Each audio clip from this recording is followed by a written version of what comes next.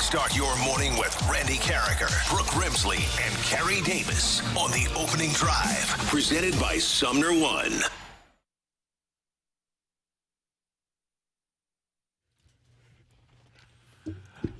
Good morning, everyone, and welcome to the opening drive on 101 ESPN in St. Louis at 7 o'clock. Time check brought to you by Clarkson Jewelers, an officially licensed Rolex jeweler. Great to have you with us on this Friday Eve. Brooke Grimsley is here. Carey Davis is fired up and ready to go. The Super Bowl champ wearing his Dickie football shirt today. And we're glad that you are with us, whether you're driving in your car. And if you are driving in your car, we would recommend that you don't watch us in your car on the Air Alliance team studio cam. Please be safe. If you're driving 80 miles an hour, we know that you love to see us, but wait till you get to the office or wait till you get home before you turn on the Air Alliance team studio cam. Available on YouTube. Just search 101 ESPN STL. Later on in the show, we're going to talk to Greg Amsinger. He's always fun. We're going to talk to Bernie Federko. We're going to talk to Bobby Tommy. He scored goals in 4 consecutive contests. And the Blues tonight take on the Arizona Coyotes, who right now, if the playoffs started, would be a playoff team. We haven't been able to say that very often about Arizona. You get energized by playing in a college arena. When do they typically play the Stanley Cup final? It's an intimate environment. Usually June. Oh, okay. It's an intimate environment. It's a very intimate environment. Yeah. So, Close. Looking forward to that. Last night over at Chaffetz Arena, an intimate gathering saw St. Louis U. Matthew, would you suggest that an intimate gathering is an apt description? Oh, yeah, it was a good group. We had a lot of fun. Yeah, we did, all of us. And when the game got out of hand, because SLU won at 102-66, we were able to count everybody in there. It was an exhibition game for D2 Lincoln, but not for the Billikens, who left their starters in for a long time, even though the game was out of hand. And I know Travis Ford wanted to get his starters just the opportunity to gel and to meld. And early on, SLU against a team like Lincoln from on the way to the Ozarks. Where is it? Jeff City. Jeff City. Jeff City. Yeah. The Blue Tigers. Yeah, I don't go Tiger. I don't know Tigers. that SLU is going to be big enough to play against big teams, but they're fun to watch. And early on, by the way, I texted Matthew Rocchio. We're 4 minutes into the game, and I said over on because SLU had taken, I think, 5 3-pointers, and Gibson Jimerson at that point was 4 for 4. And I gave, even though they were on pace for like 40 3-point attempts, I said over under on 3-pointers. Did I say 18? I think I said 18 and a half. Yes, you did. And they shoot? They took 25? They took 1 to get to 18 in the final minute. They got the under. Oh. Yeah. I was Vegas. It was incredible. I was Vegas. Vegas special. I was skeptical because at that point Gibson Jimerson was 4 for 4 himself, and he didn't take many else. What is this SLU team? What are the what is the outlook for them this season? I know they have a 6'4" center, which hopefully it's a little scary, right? The problem is fear in anyone. The problem is you hope it's not a 6'4" center the whole season because you hope you hope he's going to grow. Is he going to? Hey, it happens, CD, right? How old is this guy? You hope that the NCAA clears 2 of your waivers, which is 2 of your 3 centers on the roster. Brad Izawiro, and now we found out on Sunday night, Bruzang is also having some issues with the NCAA. So that's a 6'9", 260-pounder in Izawiro and a 7-footer in Zhang.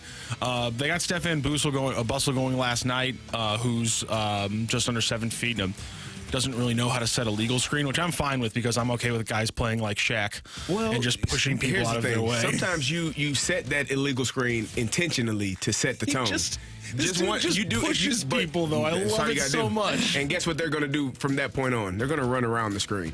They're either going to try to go under or go around. And you play off of that. You're good. So they're young. It's going to be fun. I mean, Larry Hughes is going to be fantastic, and that's fun having him going again. Or Larry Hughes the second. Oh, okay. Thank you. Yeah, the second. Larry's about 44. I think he didn't finish college. I mean, he still had eligibility left, I'm sure. He left early. He still play. By the way, we should note that in this 102-66 game, Lincoln took 27 free throws.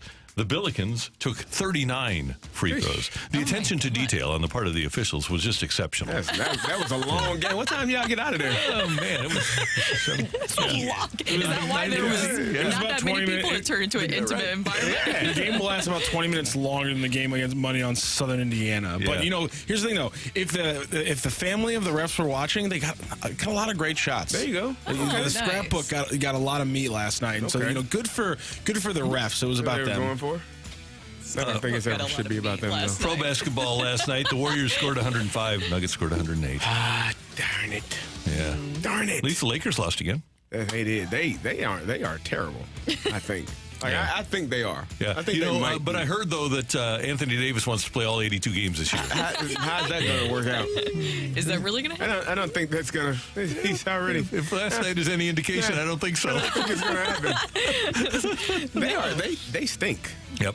And it's cool by me. Whatever. Guys, interesting baseball note. Brooke, first of all, tell us the baseball note about the GM meetings down in Scottsdale. Oh, okay. Well, some breaking news coming out of Arizona. A virus has broken out amongst the GM meetings. So And by they the way, were Chris Correa is nowhere to be found among baseball front offices anymore.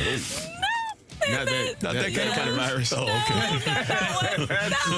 No. Sorry. Yes, a virus has broke out amongst the GM meetings. And so they were supposed to, I guess, wrap things up today, but they had to postpone that because of said virus. Is this a convenient virus or is this a real virus? I don't know if there's a convenience in having a virus. I don't think that's. That kind of worries me. When you're in places and one person is, not feeling well and you're kind of looking over like, you okay? No, I'm fine. I'm good. You're like, you don't look great. You kind of look like you might not be healthy. Not okay. You think you should be here? Oh, well, it's running through. Oh, okay. Just make sure it doesn't run this way. And clearly it has. It's spread around. And Supposedly, it's a stomach virus, which I think is that's the even worst. worse. What do you think is worse? Just a regular coughing virus or No. stomach virus? Stomach virus is because. Let me tell you something. I've had some. I think I had food poisoning one time in my life, and it was unbearable. When I tell you, an entire weekend. I So have don't you know how had I a made it. stomach virus, or you think it was just food poisoning? I think it was all tied in. And if you have a stomach virus, I'm assuming that those are one and the same because. Hey, Yikes. I couldn't leave a certain room in the house. Yeah. You were just locked in there. You're not coming out. No, I'm in here dying. Leave me. That's God's way of telling you need to lose weight. Leave me. I'm dying. It's a factory reset. That's what that is. You've only had food poisoning once? Yes. And Are you serious? The place that I have too. not eaten Once. at that place ever since. Like, I have not chosen. Well, Brooke, you don't look like that because you told us you wouldn't have made it in the Victorian era. We clearly have better immune everything. systems. I'm so shocked because somebody else this past weekend told me that they've never had food poisoning. I'm like, how have you gotten so lucky? I've gotten it probably, 10, 20 times in my Wow, lifetime. you gotta be careful where you eat. Stop going to that place. Please. Good luck. Very good luck is how you just avoid it your entire life. I know I'm going to get caught one day. I know it's going to happen. But You so guys are far, lucky. so far, These 32 people years to not clean. have it. It was. I thought I was out of here, man. CD, do you have any idea what the circumstances I were? know. So I do. So it was late night, out drinking, and we decided to visit an establishment, one that stays open later, a restaurant that tends to serve breakfast all day and night. Gotcha. Uh-huh. And so I came home, and I was like, what is this? And I was in that room that I told you about, and this was a weekend with my friends. So they're drinking. This happened on Thursday or Friday. I was in that room every 30, 40 minutes, in the bathroom every 30, 40 minutes for the next 2 days. Come on, let's drink. Get the hell out of my face, man. I will punch you if you don't get away from me. I can't drink. I'm dying. Do you see me in here? I'm losing color. I'm a black man. I'm losing color. This is not how this is supposed to go. I probably need to go to the hospital and get some IV fluids. I don't think I'm going to make it.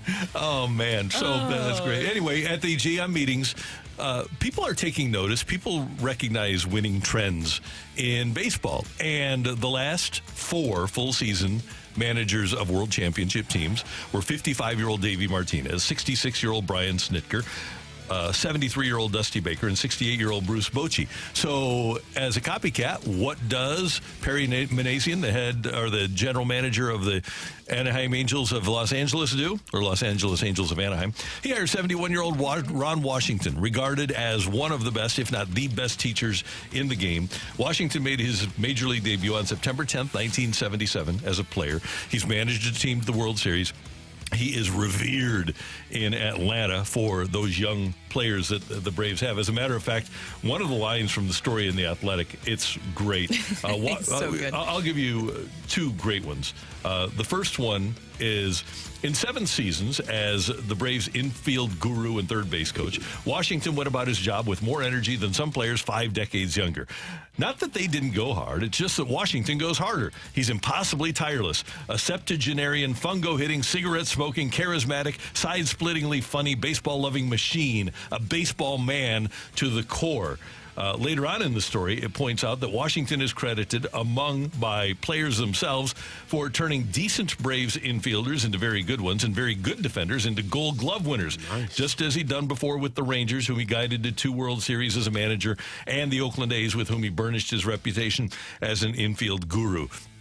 So the Angels have figured out that having veteran teaching coaches and a manager makes a difference. He's taking Eric Young, the best base running coach in baseball, with him to be on the staff in Anaheim. So you're going to have the best defensive infield coach and the best base running coach on the same staff. I have to believe that he's going to get himself a great outfield coach and a pitching coach.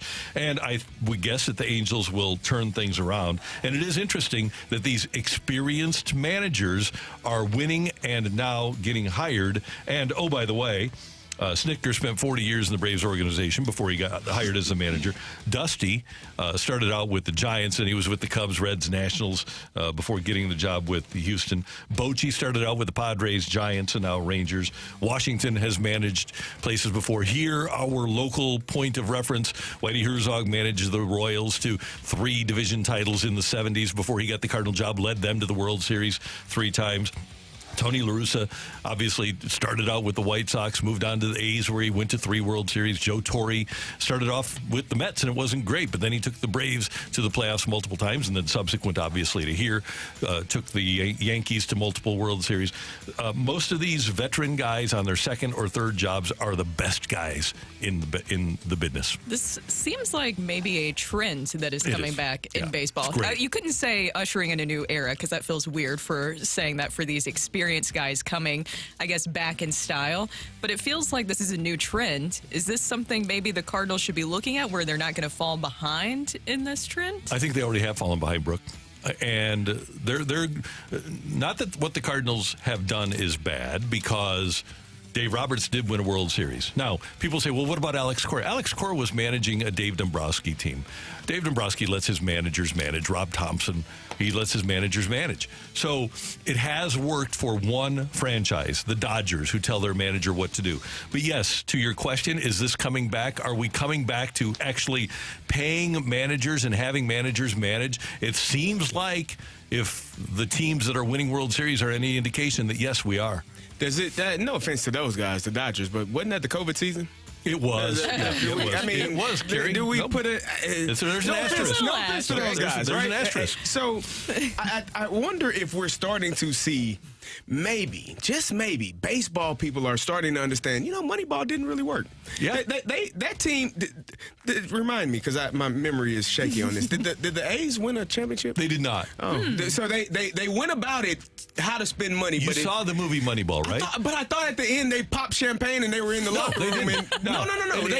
CD, they didn't. No, they didn't win it, but they won 20 in a row. But you know what? They forgot in the movie. I think it might have hit the cutting room floor. Zito, Mulder, Hudson. Those three names. Those 3 guys, because those are outstanding pitchers. Starting pitching. Yeah. That's interesting. I just assumed. I thought maybe I vaguely remembered champagne popping in the locker room. No, it didn't happen. No, you're thinking about Tony La Russa's A's. In the 80s and okay. Ricky Henderson and those guys.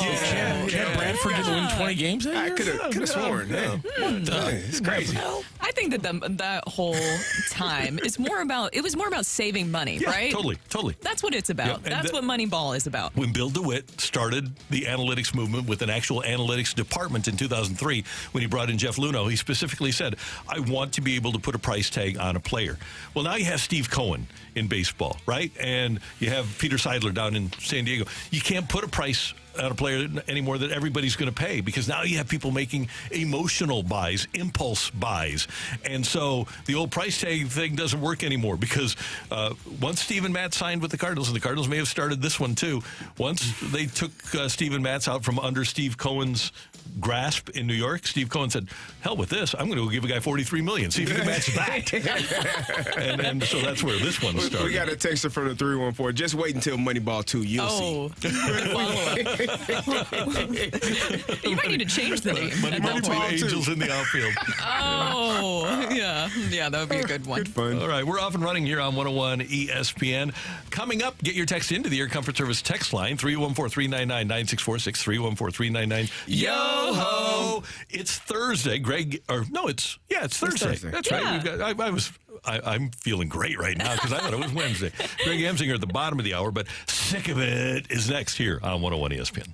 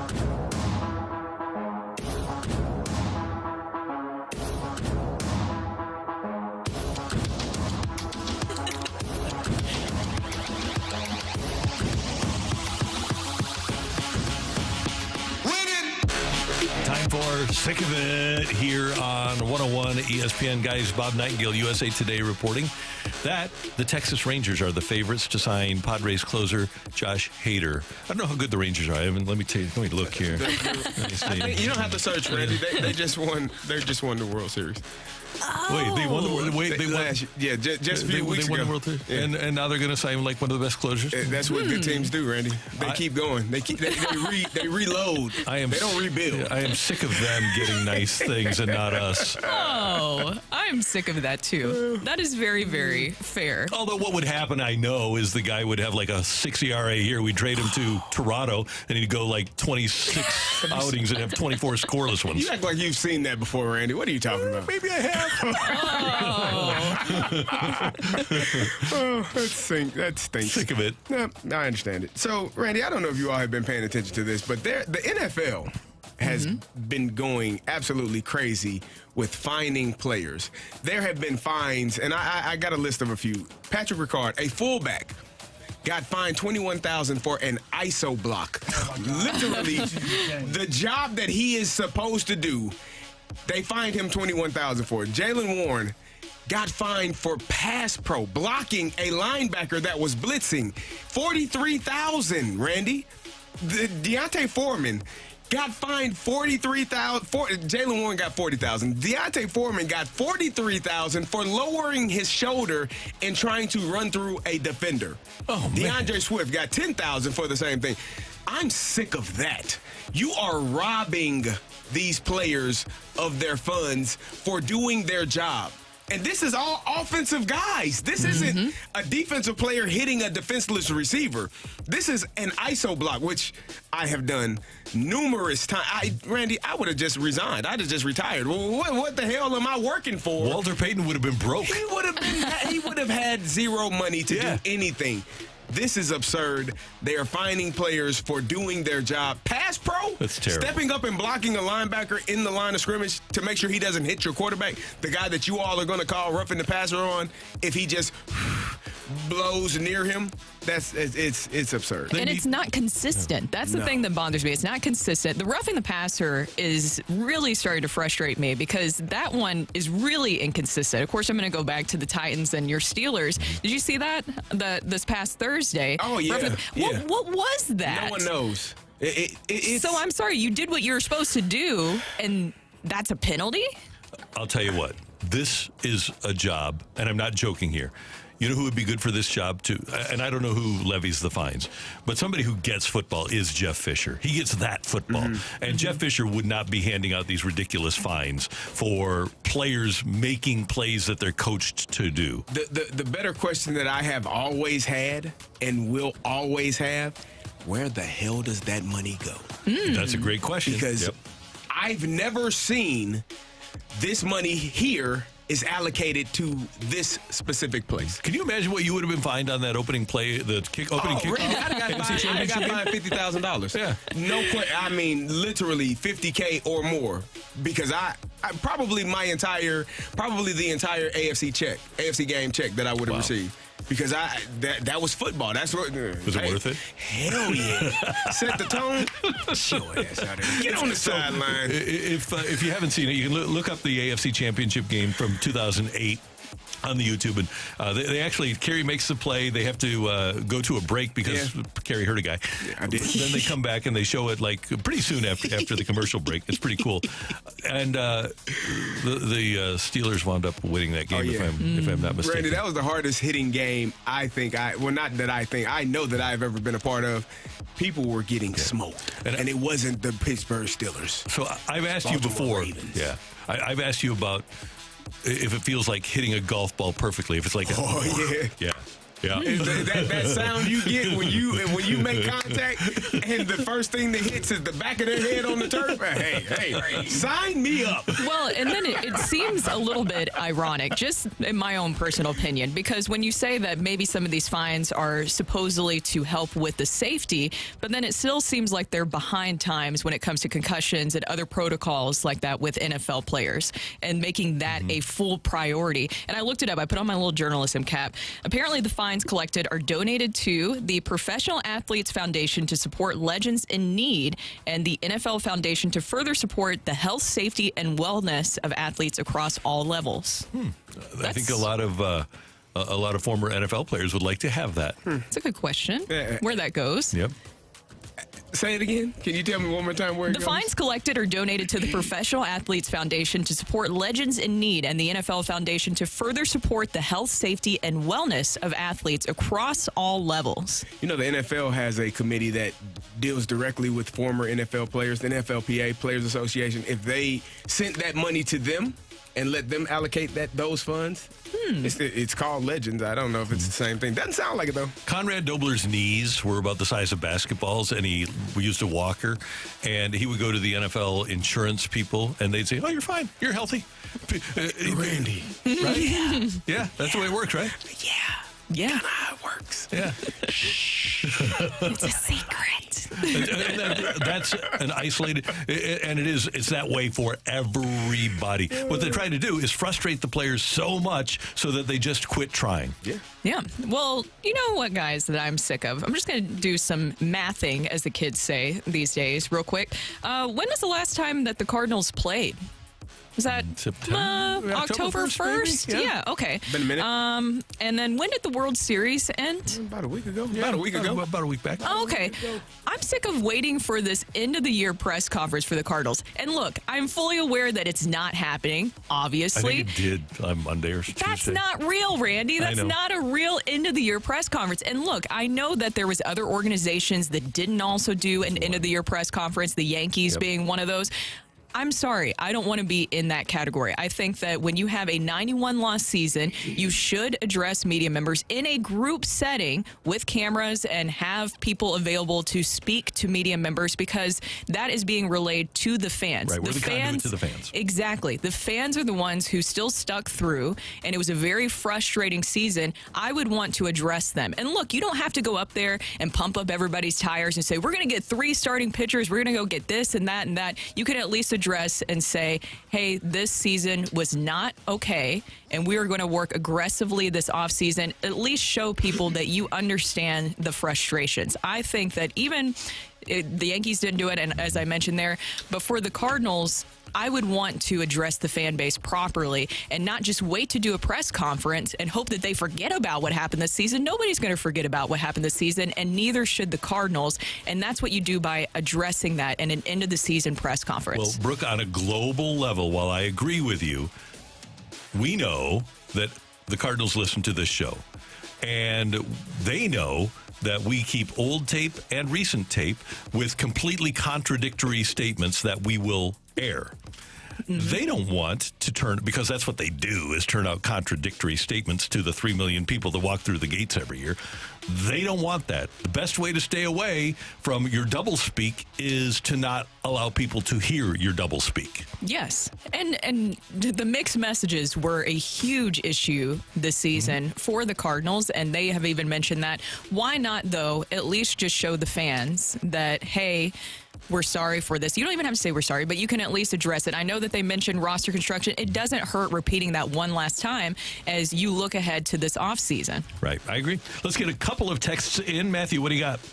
Sick of it. The Cardinals being prudent while the Cubs be proactive. Yeah, that is that's something that will catch the Cardinals' attention, is when Cardinal fans recognize, and they have, that the Cubs are being eminently proactive and doing things because they say it gives us our best chance to win. The biblical losses are by the wayside, and now you're spending a record $8 million a year on a manager. So those biblical losses, they made up for them in a hurry. 2 years. I'm sick of these donut shops stacking donuts on top of one another, knowing good and well that the icing from one is going to come off and be stuck to the bottom of the other. I wanted to end up with nothing but glazed donuts. I would have ordered glazed donuts. What's the problem? Who does that? Well, what's the problem? Some people don't like glazed donuts. Well, glazed donuts. Hey, but you don't listen. want to put like a cream-filled chocolate donut on top of another cream-filled chocolate donut. Sure you do.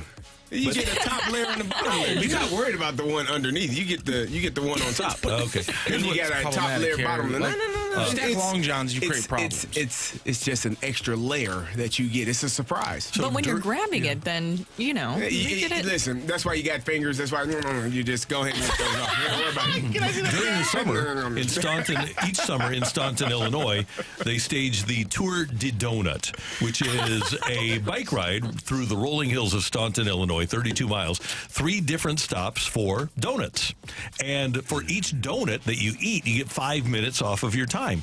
And the way to eat the donuts, the big glazed donuts, is to stack 3 or 4 together. And so that's 20 minutes. Inevitably, every year, somebody winds up winning with a negative time because they've eaten enough donuts and ridden the route fast enough so that they're able to have a negative time. Good for them. It's a wonderful exercise. If you can do how many times have you done this? I think I've done it 3 or 4. Okay. How many donuts have you eaten? My record was 10. Oh, nice. That was my younger days. Oh. Yeah. I can do 4. I've told you who this was. I don't know if it was Ranji's favorite. I think it was Ranji's favorite story. When I was working at KMOX and I would fill in the mornings, I would always go to the Bowls Krispy Kreme and get Krispy Kremes for the crew. So one night, morning, I drove over there. It's like 3:30 in the morning. The red light is on. I say, I need 2 dozen Krispy Kreme donuts. So I get 24. From Bowles Avenue to Memorial Drive, pulling into the garage, I had 6 left. Oh, my God. Oh, my. Epic. Yeah, that was fun. Those were the days. You're a machine. I'm sick of Christmas music starting in November and even October. I went to a Kohl's not too long ago, and I was graced with the sounds of jingle bells. Way too early. No place like home for the holiday. Yeah, I'm there. No matter what, you're there. I just who's the Grinch? I don't feel like Christmas things should start until after Thanksgiving. That's how I feel about it, yeah. There's a whole other holiday in between Halloween and Christmas. It's like you just bypass that one. So yeah, it's kind of interesting. But Thanksgiving's one of my favorites too. The food, amazing. Yes. Good quality family time if you enjoy that, which I hope that you do if you're celebrating Thanksgiving.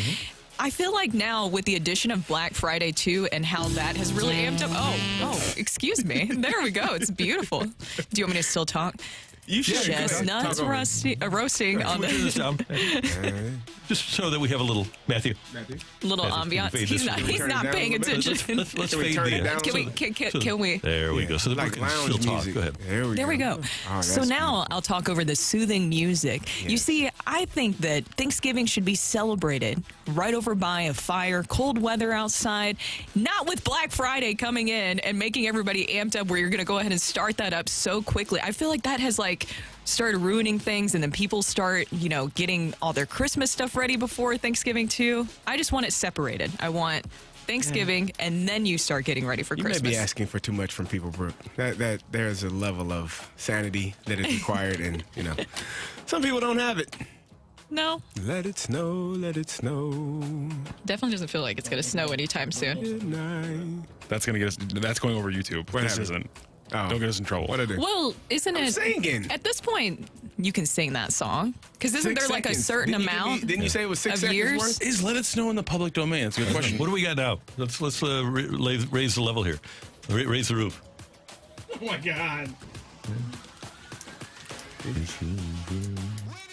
We're singing. Nice call, bro. Let It Snow's in the public domain. I told you. Let's go. Because if it's been out there, that's why anybody can do the Christmas Well, they stuff. always do screwy stuff with public domain. Like, it's always a weird thing. Said no Christmas music, and we're just gonna keep rolling them through. I want to apologize to the texter, but it's Randy's fault. Oh. Best Christmas Does song. the YouTube chat not get any of the no music? place like home for the holidays. Ooh. They don't Very get cool. any of it, so it's kind of just frustrating for those folks. CD, your favorite Christmas song?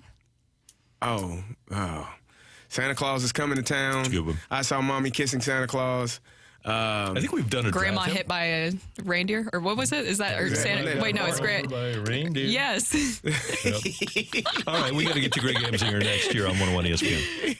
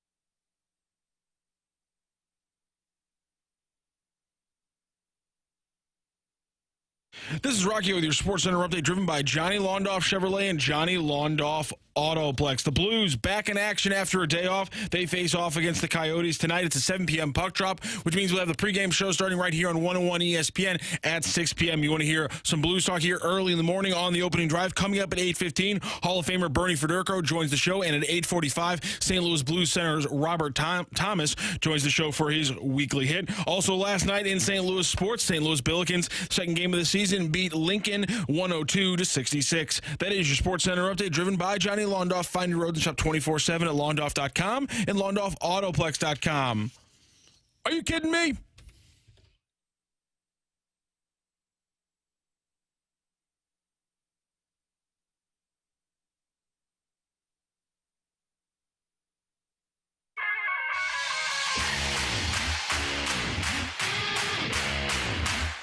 Brooke, Carey, and Randy, the opening drive on 101 ESPN. Greg Amsinger is the lead anchor for MLB Network.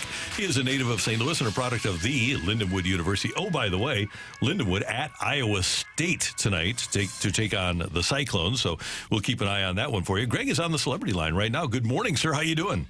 Oh, my goodness. It's been so long since I've chatted with you. Randy, you sound taller. You sound like you've gotten taller. It's different shoes, Greg. Is that right? Yeah, it's like a little extra half inch just because I've got thicker soles on my shoes. But I'm glad you noticed. I thought maybe you bought a can of big, sexy hair and you were actually spraying it up a little more, doing a little Zach Morris hairstyle. You know what, Greg? You'd know if I had done it because I would have to be coached by you. This sounds like a demo that we can put on your podcast. Greg doing Randy's hair. I love this idea. Greg, let's start with this. We've got a lot to cover. Let's start with this, though. Ron Washington, hired by the Angels as their manager. He's taking Eric Young, the Braves first base coach, with him. Your take on another well-seasoned veteran manager getting a gig? I think it's the aftermath of what we've seen the last 2 years in the World Series. Dusty Baker 2 years ago wins the World Series. Bruce Bochy at the age of 68 in year one with the Rangers wins the World Series. This is where it's going, guys. It's very circular, the sport, and you recognize what works. And the grind of 162 is a big deal. And what are we seeing? We're seeing Ron Washington get a chance again. We're seeing managers get an AAV, average annual salary, of $8 million like Craig Counsell. If you're a great manager, that's worth something now in Major League Baseball, like it was back when Joe Torre was winning championships with the New York Yankees. So I think it's good for the game. Greg, during the summer, you came on with us, as you do pretty much every week, and had this to say about the Rangers front office. I want to be straight up honest with you. There are industry front office folks who rolled their eyes and giggled to each other over what the Texas Rangers did. When Chris Young took over, John Daniels out in Arlington, and a former big league pitcher, I get it, he went to Princeton, but he's still a quote-unquote jock. Giggle, giggle, tisk, tisk. They don't really know what they're doing because they played. If you played Major League Baseball, boy, are you by it. And obviously those giggles turned into, oh, my God, what has happened here? You were prophetic in that statement. First off, I think I'm pretty funny, too, Randy. I was entertained. I was entertained listening to that. Look, it is what it is. The number one aspect of being a front office leader, okay, is the relationship you have with the owner. Okay? You have to sit down with an owner who's worth a lot more money than you, who's your boss, who writes your check, and you have to tell him why this amount of money is worth it. There are a lot of young men, unfortunately, there's only men right now that are doing this job as GMs in Major League Baseball, that do not have the bravado to sit down and go, hey, $300 million for the shortstop. Let's do it on the same day. Let's spend $200 million on a second baseman. Trust me, this is going to work. I know, I get it. It's $500 million. I understand. But if you want to win the World Series, we got to start up the middle. Go. I'm going to get you Corey Seager. I'm going to get you Marcus Semien. Trust me. No, if it doesn't work, it's on me. You can fire me. It's on me. It takes someone with confidence, someone that, I don't know, isn't afraid to face Albert Pujols with the bases loaded in the 2005 National League Division Series as a pitcher of the San Diego Padres, to actually have a conversation like that with an owner who's his boss. That's what Chris Young did. And I think what we're seeing in the Chicago White Sox with a former player, the Boston Red Sox just signed a former baseball player to be their GM. It's going in that direction. Do you want the game to be more athletic? The answer is yes, we all do. Well, let's have former athletes who recognize athleticism constructing the rosters of all 30 Major League Baseball teams. It's good for the game, and we need to go back in that direction. Greg, we've been talking a lot about John Mozeliak, obviously the GM meetings going on down in Arizona, and some of his comments caused quite the stir amongst some of the fans because Mozeliak's comments indicated that their payroll will be similar to how it was last year before the trade deadline. How do you decipher that message? I think it's a great question, and I thought about it a couple days ago. I think what it means is one of the two marquee starters they're going to go get aren't going to be the big ticket item that everyone thinks. Everyone went into the offseason thinking the Cardinals were going to be in play for two frontline starters. Like maybe they're going to get Yamamoto, Montgomery, Snell, Gray, Nola. Two of those guys. That's not what's going to happen. I think they're in play for one of those guys. Truly, I do. But I think plan B, the second starter, the third starter they add, to me, I would be shocked if Michael Wacha was the second starter that they add to this rotation. Someone they're familiar with, someone who's found it again, someone who's given up on this idea that he needs 3 pitches to be effective. So he's just fastball changeup works, and he had a great year last year. So I think that's what it means. I think, to me, reading between the lines, the way John Mozeliak communicates, just don't expect to see Snell and Sonny Gray wearing Cardinal uniforms. It's going to be one of those big-ticket starters with a plan B, plan C guy. Greg, if the Cardinals are unable to get, 2-3 starters in the free agent market, are you seeing that, or do you think that they're willing to part with some of the pieces that they have via trade? Absolutely. I think what you're going to see, and really, truly throughout the sport, and we're getting ready for this, with all of the Bally sports drama taking place and this normal budget that everyone's been working off of, when I say everyone, all 30 Major League Baseball teams, and these funds aren't where they're supposed to be because we're entering this new streaming platform and how we're going to monetize this. No one really knows yet. It's exciting, but no one really knows. I just don't think the crazy spending is going to be what people saw last year. So what I'm expecting in the forecast, a lot of trades. I think what you're going to find, teams that are trying to make themselves better via trade market. And I wouldn't be surprised at all if the St. Louis Cardinals get to the last 2 weeks of the offseason, they're looking around going, hey, we now have to pull the plug. We got to put a package together. Let's call the White Sox. Let's go get Dylan Cease. Something like that will happen towards the end of the winter. They're going to try to navigate these waters of free agency and see what they can get. But I believe the Cardinals, among other clubs, will be down the road of trading to try to get their rosters better over free agency. Based on what you know, and based on what you're watching specifically with the Cubs, what is your confidence level in the Cardinals being able to rebound after the 91-loss season of 100%. Randy, 100%. I am not – look, I just fresh off my favorite World Series professionally I've ever had. Was it the best World Series? No. But I got to hang out with Albert Pujols every night watching the World Series and go do television with one of my favorite sports heroes of all time. And my goodness, what a dream that was. Albert is first class in every way. And he is as confident as I am that the St. Louis Cardinals are bouncing back. There's too much talent there. And it's funny because Brian Cashman came out the other day at the GM meetings in Scottsdale and said, we're pretty bleeping good. And he's very, resilient. And he wanted to push back on the Joel Shermans and the John Heymans and the Mark Feinstein's and all these reporters are like, man, doom and gloom, Yankees didn't make the playoffs. But he recognizes what he has, and he believes in what he has. John Mozeliak isn't going to be like that in terms of the words coming out of his mouth, but he has the same attitude. We're really good. We've got a great roster of talent. Do we need more starting pitching? He has not hidden that. That is not something he's trying to walk away from. He recognizes it. He's addressing it right now. At least he's attempting to.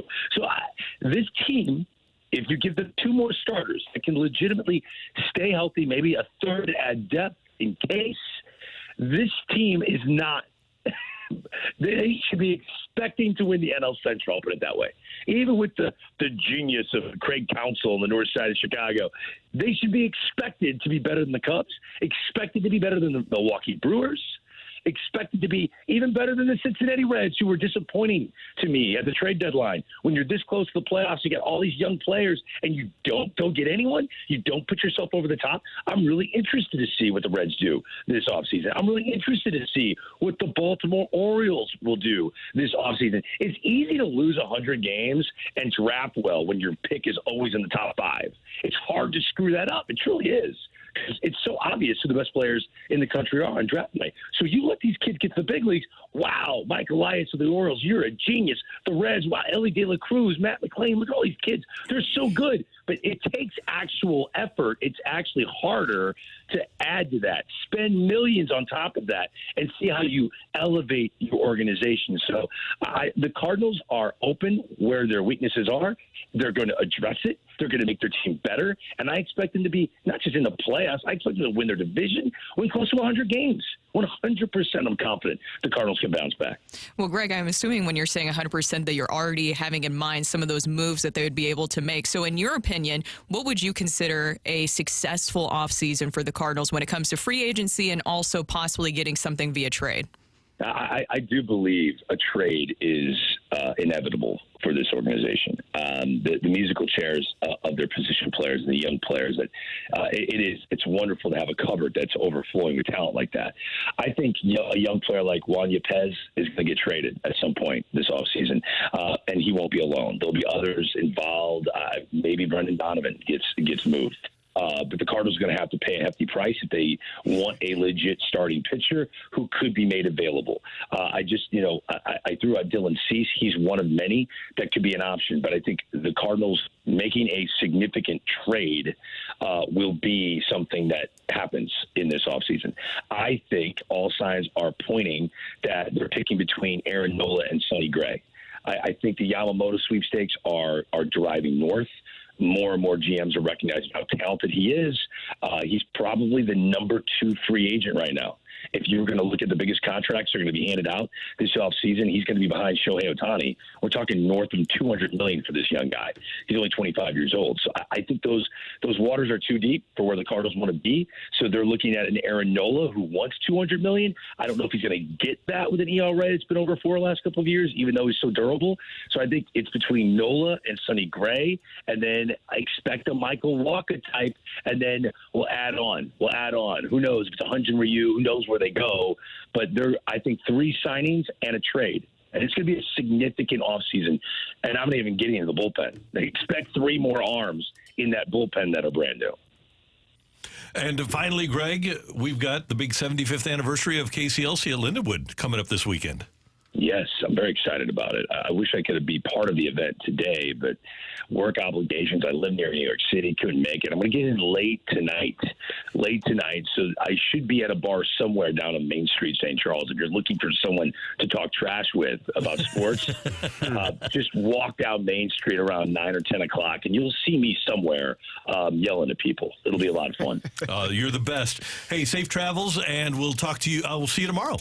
Yeah, absolutely. We'll talk trash together, Randy. And maybe I'll do your hair. I like that idea. I'll buy you lunch. All right, you got it. See you, brother. That's See you guys. Greg Amsinger, MLB Network, the Lindenwood University, with us, as he is pretty much every Thursday here on 101 ESPN. Coming up, get your text into the Air Comfort Service text line, 314-399-9646, 314-399-YO-HO. Tioli next on 101 ESPN.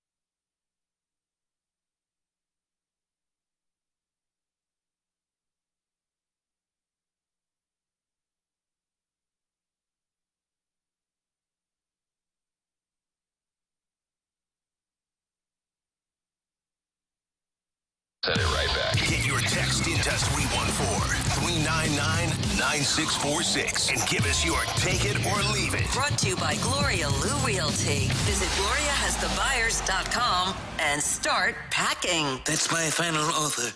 Take it or leave it.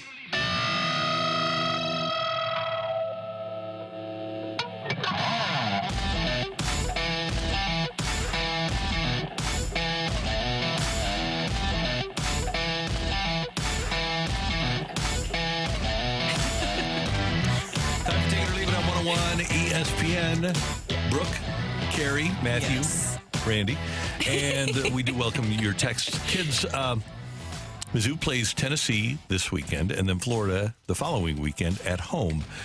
If Missouri would win out against those two teams and Arkansas, they would likely be in a bowl game in Florida. Take it or leave it, Mizzou does play in a bowl game in Florida. Go Dog. Go Tigers. Okay. Take it or leave it. I'm going to, unfortunately, I know people think I'm the Mizzou hater on the Here show. comes the Mizzou hater stuff, CD. You know, what I am, Mizzou fans, is a realist. I'm an Illini. And so, therefore, I understand how football go. It's going to be a tough game in Columbia this weekend. Mm-hmm.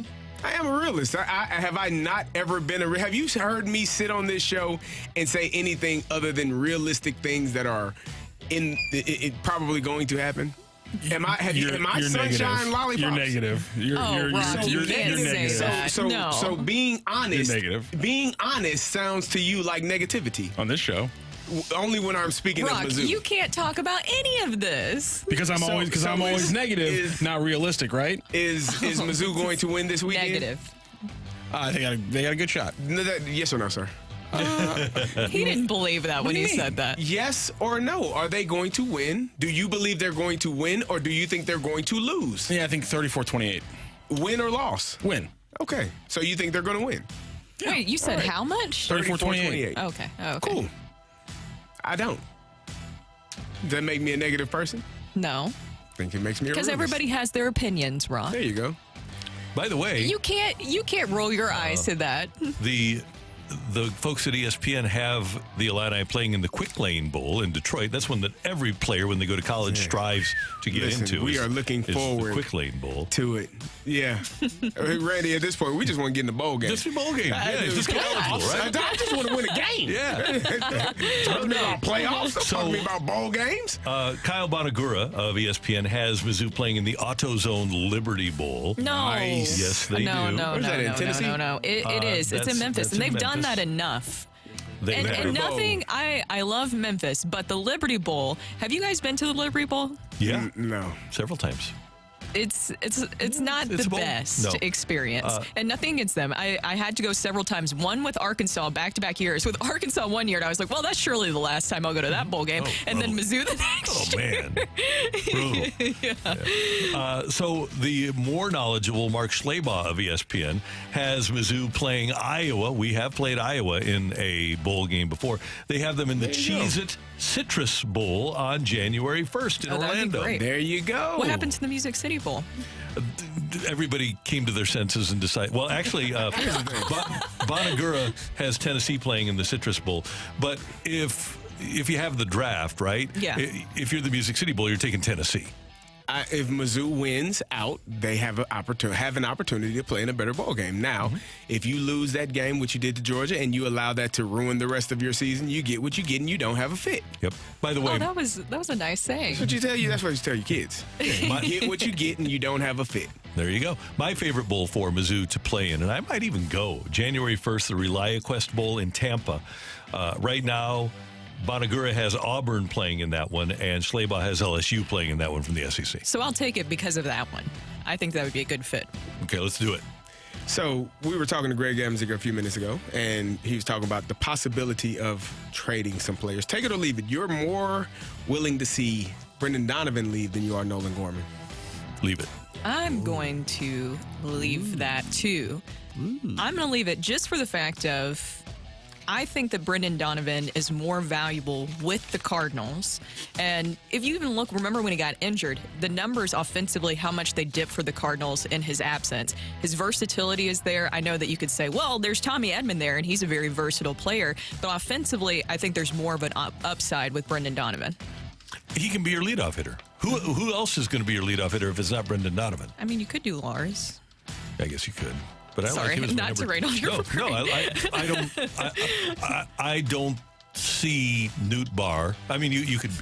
Is he a championship leadoff hitter? I don't think he is. No. So he's a leadoff hitter, but I'd rather have the guy that has had the 39% on base percentage in the past. Somebody's mad. Somebody asked if we were on, I can't say part of it, on meth because of what we just said there. So maybe we'll get into that topic later. But playing off of that, because this leads into my take it or leave it. Take it or leave this trade, because this is something that Derek Gould has in his Post-Dispatch article. He has the Yankees looking at Brendan Donovan and Alec Burleson, both who are pre-arbitration players, for, I think it's Clayton Beater is what they're looking for. Take or leave that trade, guys. Brendan Donovan and Alec Burleson for Clayton Beater. I'm going to leave it. I'll leave it. See, I think here's the thing. If you let, well, you still can't have Nolan Gorman as your DH, but I don't think you can trade Gorman and Burleson, because one of those guys should be your everyday DH, especially if you got Wilson Contreras playing catcher every day. Yeah, and or every 130 games. Clayton Beater's never pitched in the majors. I need a guy that I've got a bunch of guys that have never pitched in the majors. Now, he had a really good AAA season, but the Yankees were desperate for starting pitching and didn't call him up. So are we saying that the Yankees don't know what the hell they're doing? I would rather get something more established if I'm going to give those guys up. Take it or leave it, the opening day shortstop for the Chicago White Sox next season is a former Cardinal. Ooh. Interesting that he said shortstop. Leave it. What short? Paul DeYoung? That's first name came to my mind, and I don't see that happening. Are they talking about Tommy Edman? Well, but he's our center fielder. He's our second baseman. Or what else? Well, he's been a little bit of everything. Because remember, he was supposed to be the shortstop, and then they made Paul DeYoung the shortstop. Yeah, and then he was supposed to play second, but then they had infielders in the outfield, and we were all confused as to why Taylor Motter was here. Oh, Tomater. He's a good guy. I'm just kidding. Top prospect for the White Sox, Colson Montgomery, has an ETA of 2024. So I'm going to suggest that Colson Montgomery winds up being the shortstop for the White Sox. Tim Anderson, by the way, will not be back with the White Sox, apparently. Take it or leave it. Mizzou fans are not realistic. I like how you just came in with that. These people are absolutely nuts. Just win out. I said that last week. You'd have been in the championship game. You'd have been in the Final Four. Yeah. If you won out, you would have been in the Final Four. If you and now you have to win out, and three other teams have to do really weird losses for you to get a day six. New Year's, yeah. And it is what it is. It is what it is. Yep. Take it or leave it. The best Super Bowl matchup at this point is Ravens-Eagles. I like that. I'm taking that. I would love that. I will take Hurts that. and Lamar at quarterback. That could be Two possible. really good defenses. I got Baltimore making it to the Super Bowl, as much as that pains me to say. Wow, that is. It hurts. Wow. Pretty good. I'm a realist here. It's a... kind of how I No, go. CD, you're a hater. You're a hater, CD. Bless you. Oh, you Did you just not? ruined it for him. It's not happening. It didn't. He said it too early. I needed a sun open. I could have looked up at a bright light. It would have worked. Coming up here on 101 ESPN, do the Cardinals need to change their approach to be more proactive? That's coming your way on 101 ESPN.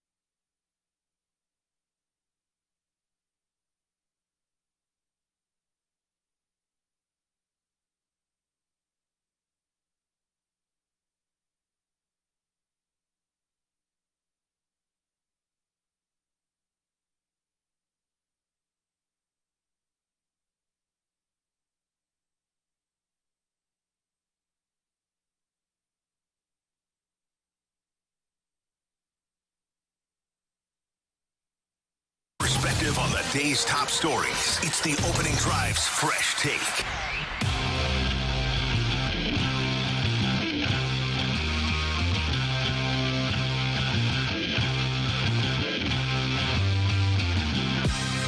It's 8:06 in St. Louis. Your time check brought to you by Clarkson Jewelers, an officially licensed Rolex jeweler. We are starting to see the trickle down of the very aggressive teams in Major League Baseball. Started with the Cubs, proactively replacing their manager, David Ross, with the guy that they consider to be the best manager in the game, Craig Counsell from the Brewers. Now we see that the Rangers apparently are making a move for Josh Hader, one of the best closers in the game. The world champions not completely happy with their bullpen.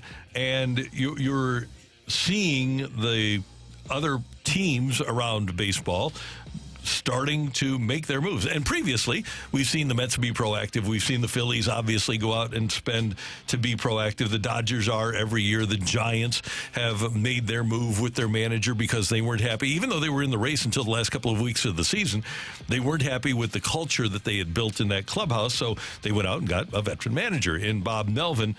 Are the Cardinals being proactive enough, or does it appear, as it does to me, to you guys, that they're more being reactive to their season? That's my concern, is that it feels like they're being reactive. And when it comes to the coaching staff, okay, that's fine that you want to stick with your manager and some of the pieces you have in there. But correct me if I'm wrong, didn't they have a smaller coaching staff that they've had in recent years, especially compared to other Major League Baseball teams? I believe that that was the case. Why not supplement your coaching staff when you were able to see maybe some of the deficiencies?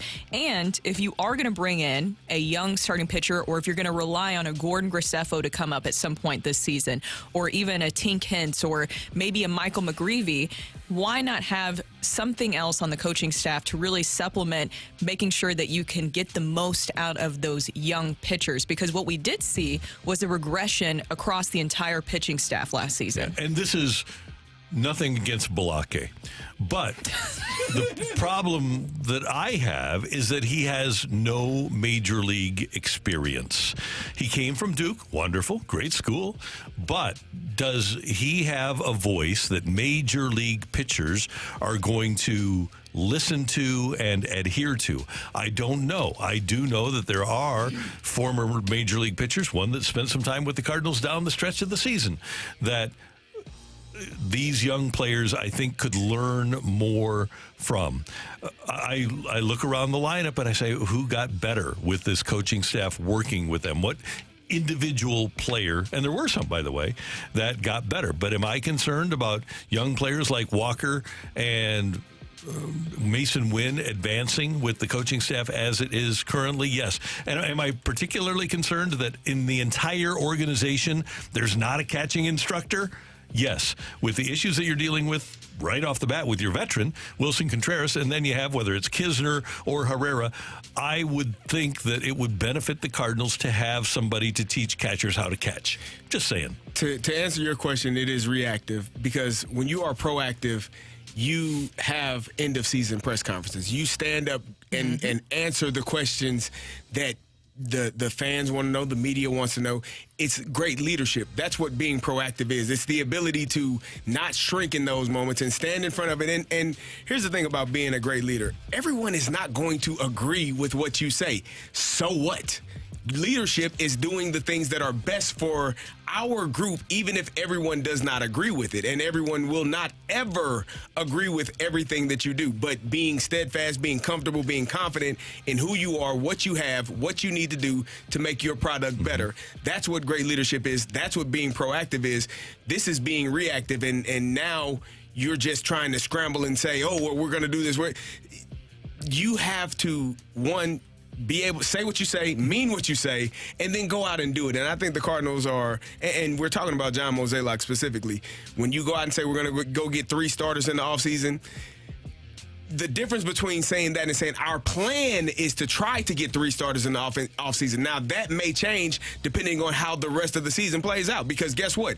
If Zach Thompson goes out and throws throws extremely well, we're not going to go get 3 starters. We're going to trust him going into next season. If Dakota Hudson finishes out this season in a stellar manner, we're probably going to trust him going into next season.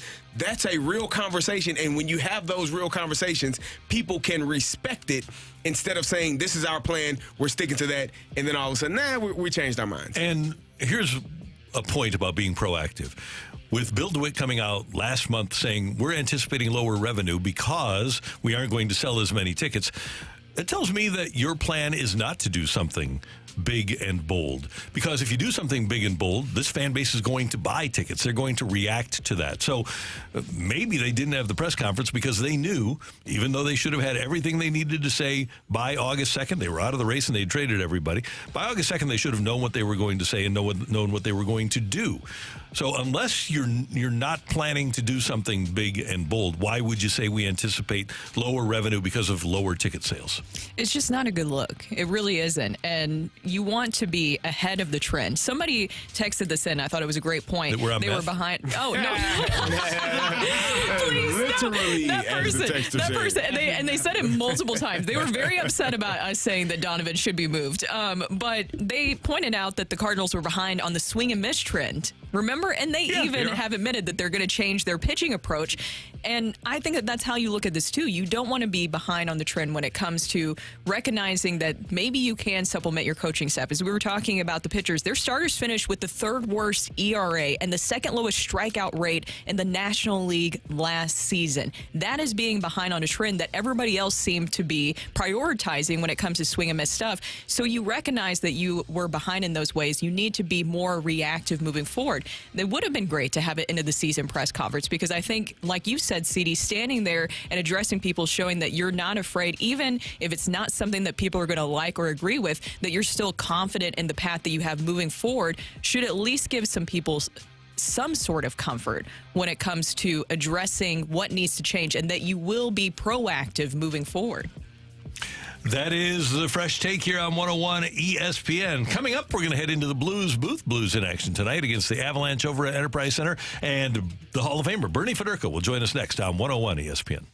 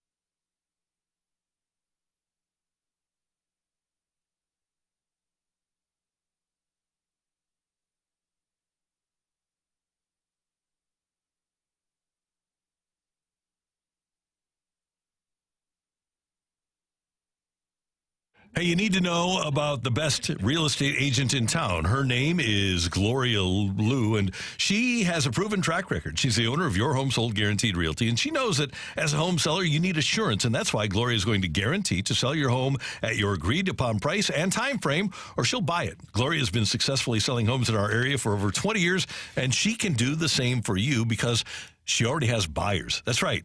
Hundreds of buyers that are already in her database, over 20 years worth, that are looking to buy in your neighborhood and in your price range. That's how Gloria nets you the most money and creates the highest demand, many times with multiple offers, which means more money in your pocket.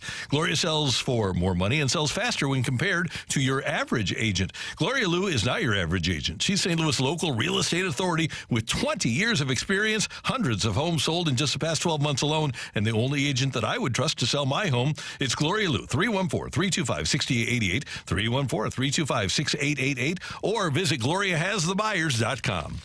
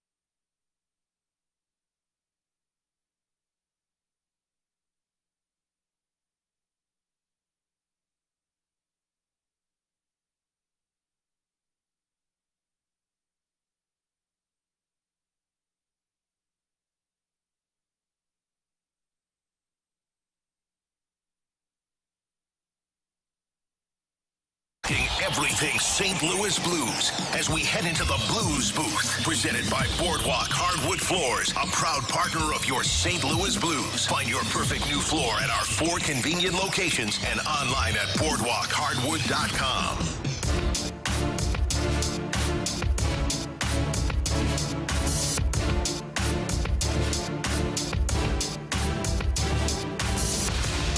St. Louis Blues wrapping up a 4-game homestand tonight over at Enterprise Center. They'll take on the Arizona Coyotes pregame at 6 o'clock, and then the action at 7 with Chris Kerber and Joe Vitale. And, of course, you can see the game on Bally Sports. Bernie Federko and Alexa Datt will have the pregame, and Bernie joins us now on the Celebrity Line on 101 ESPN. Good morning, Mr. Federko. How are you?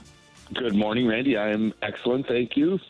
I was wondering about you because you were one of the best assist men in the history of the game. And I was wondering if there was ever a point, like Robert Thomas has scored goals in 4 straight games. Did people tell you to shoot more?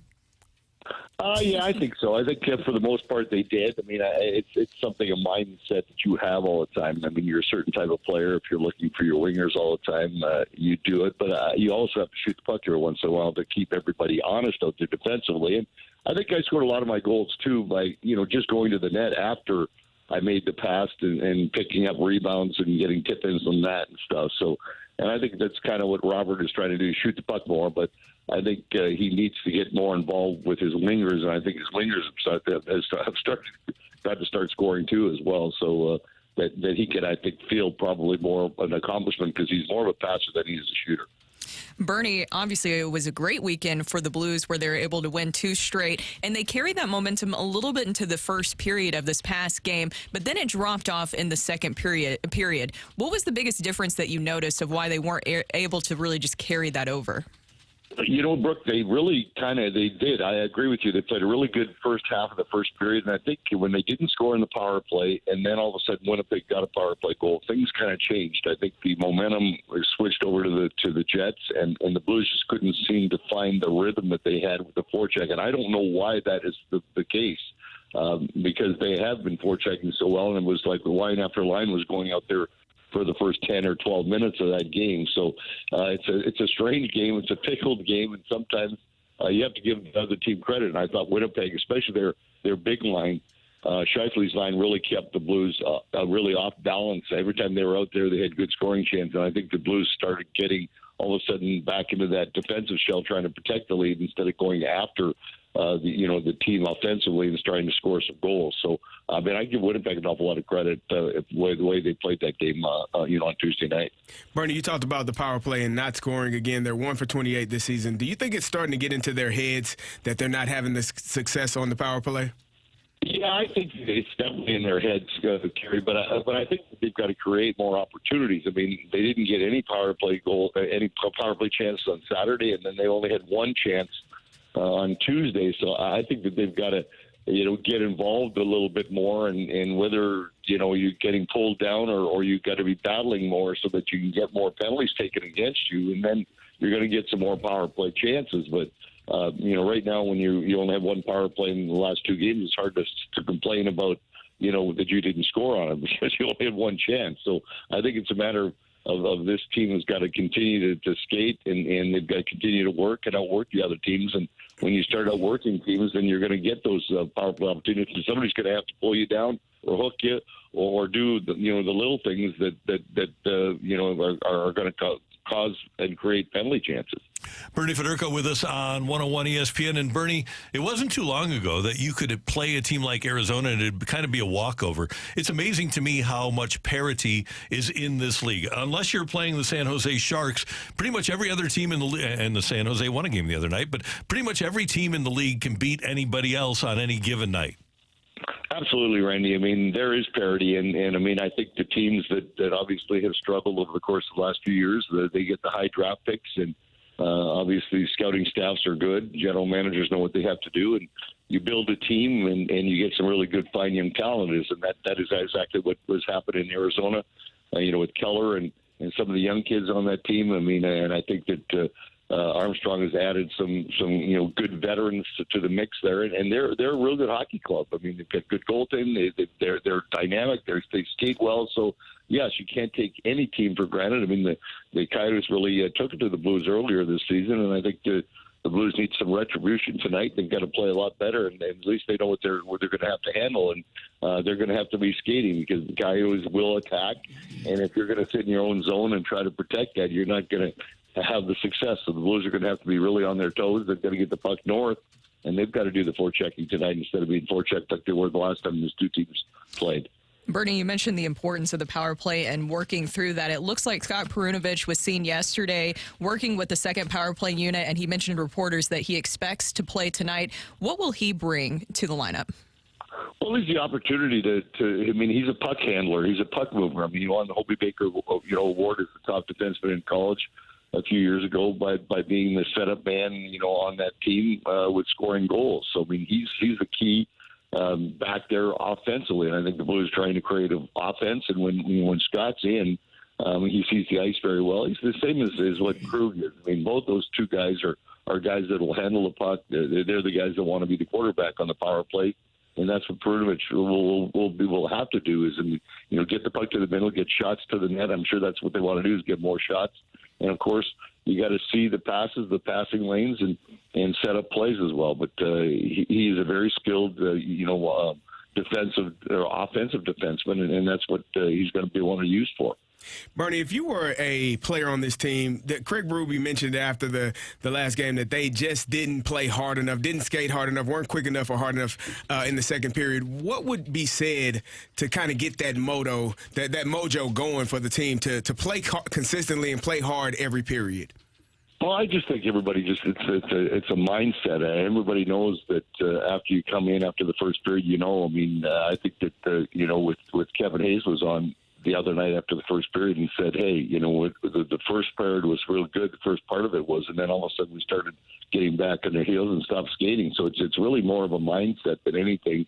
Everybody knows what they have to do, and you just have to go out there and execute what you're supposed to do. So I think it's getting a flow, you know, line after line, and, you know, don't take any penalties, because that takes the momentum away from the game. It takes the rhythm and the timing away from guys having to sit on the bench and kill a penalty. So it's just a matter of everybody doing the same thing. I mean, some lines need to score off the rush, and you know, I think the line that really needs to get going more so than anything is Robert Thomas. I mean, Buchnevic's having a little bit of a trouble right now, trying to find the back of the net, but he's working. But it's just a matter of everybody getting their lunch pails out and going to work and you know, punching in and doing what you're supposed to do, and keep doing it over and over and over, and eventually everything really, you know, smooths out. And I think that's what they're all looking for right now. Yeah, Bernie, last thing, and this is in relation to what you just said. We always hear that scoring becomes contagious, that if one guy gets a couple and then another guy chips in, then all of a sudden the pressure's off and scoring is contagious. Do you buy that? Yes, I do. I mean, there's no question about it. I mean, you really, I mean, it's so mental. When things aren't going well, when you're not scoring, you're squeezing your stick tighter. You're kind of thinking instead of going and reacting and going to a certain spot where you know that the puck's going to be. So you got to follow the puck around. I mean, it's not going to come to you for the most part. So, yes, it's very contagious. Once you get one, once your line mate gets one, and then you say, okay, now he wants to give me one. And so it's a give and take. And I think that, you know, once that happens, then the scorers will score. And then I think that everything will smooth out a lot better. Bernie Federko, always great to hear your voice. Thanks so much for the time. We appreciate it. And we will be tuned in tonight on Bally. Thanks, you guys. You have a great day. You too. Take care. That's the great Bernie Federko, the Hall of Famer, one of the nicest people that you will ever meet. And you'll see him tonight with Alexa on the pre-intermission and post games on Bally Sports Midwest. By the way, next week, the Blues have a road trip. Did you guys see that they're going out west, and they're going to Bernie's going to have some late nights. Oh, really? Yeah. Oh, yes. With those late games. Where are they going? Where? So after let me get the schedule here. After they go on the road for one game here, then they come home for one, and then it's to the West Coast. So you've got Arizona tonight, at Colorado on Saturday, and then Tampa here next Tuesday. Then you're at San Jose, 9:30 start. At LA, 9:30 start. At Anaheim, and that's a 7 o'clock Sunday afternoon start. And then at Arizona for an 8 o'clock start. So nice warm weather. Be easy to pack. But a lot of road games coming up. They do. Yeah. And they're going to have to go bond and win some games. Coming up next. All the bonding, please. Yeah. Do we have a fighter, Matthew? No, anyone. We need a fighter. So text in to 314-399-9646, 314-399-YO-HO with your name and the word fight if you would like to fight me next here on 101 ESPN.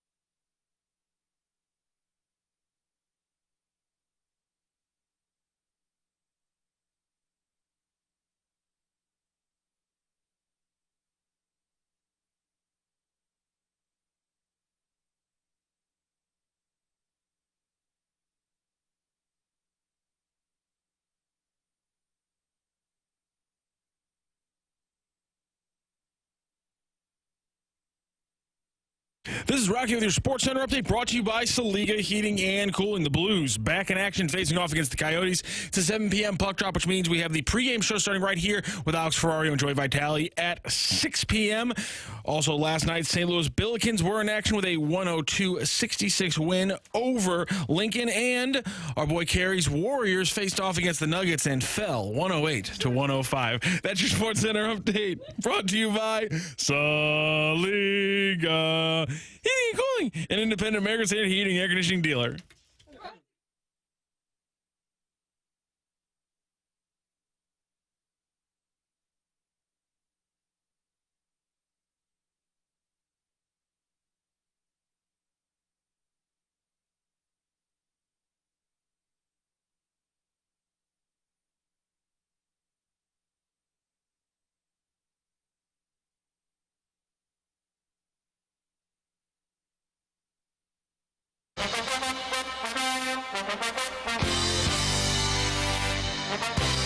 Welcome back to the opening drive. I'm Carey Davis, joined by Brooke Grimsley and Matthew Rocchio, who's taking shots at the Golden State Warriors for no apparent reason.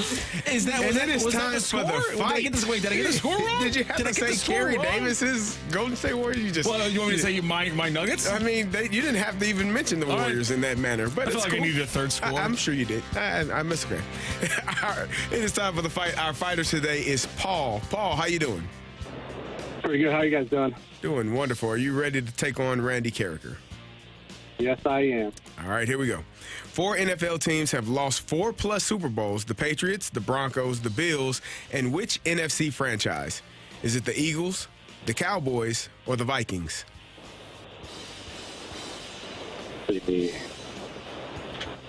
I will have to say the Eagles.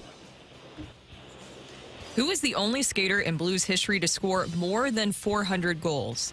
Is it Bernie Federko, Vladimir Tarasenko, or Brett Hull?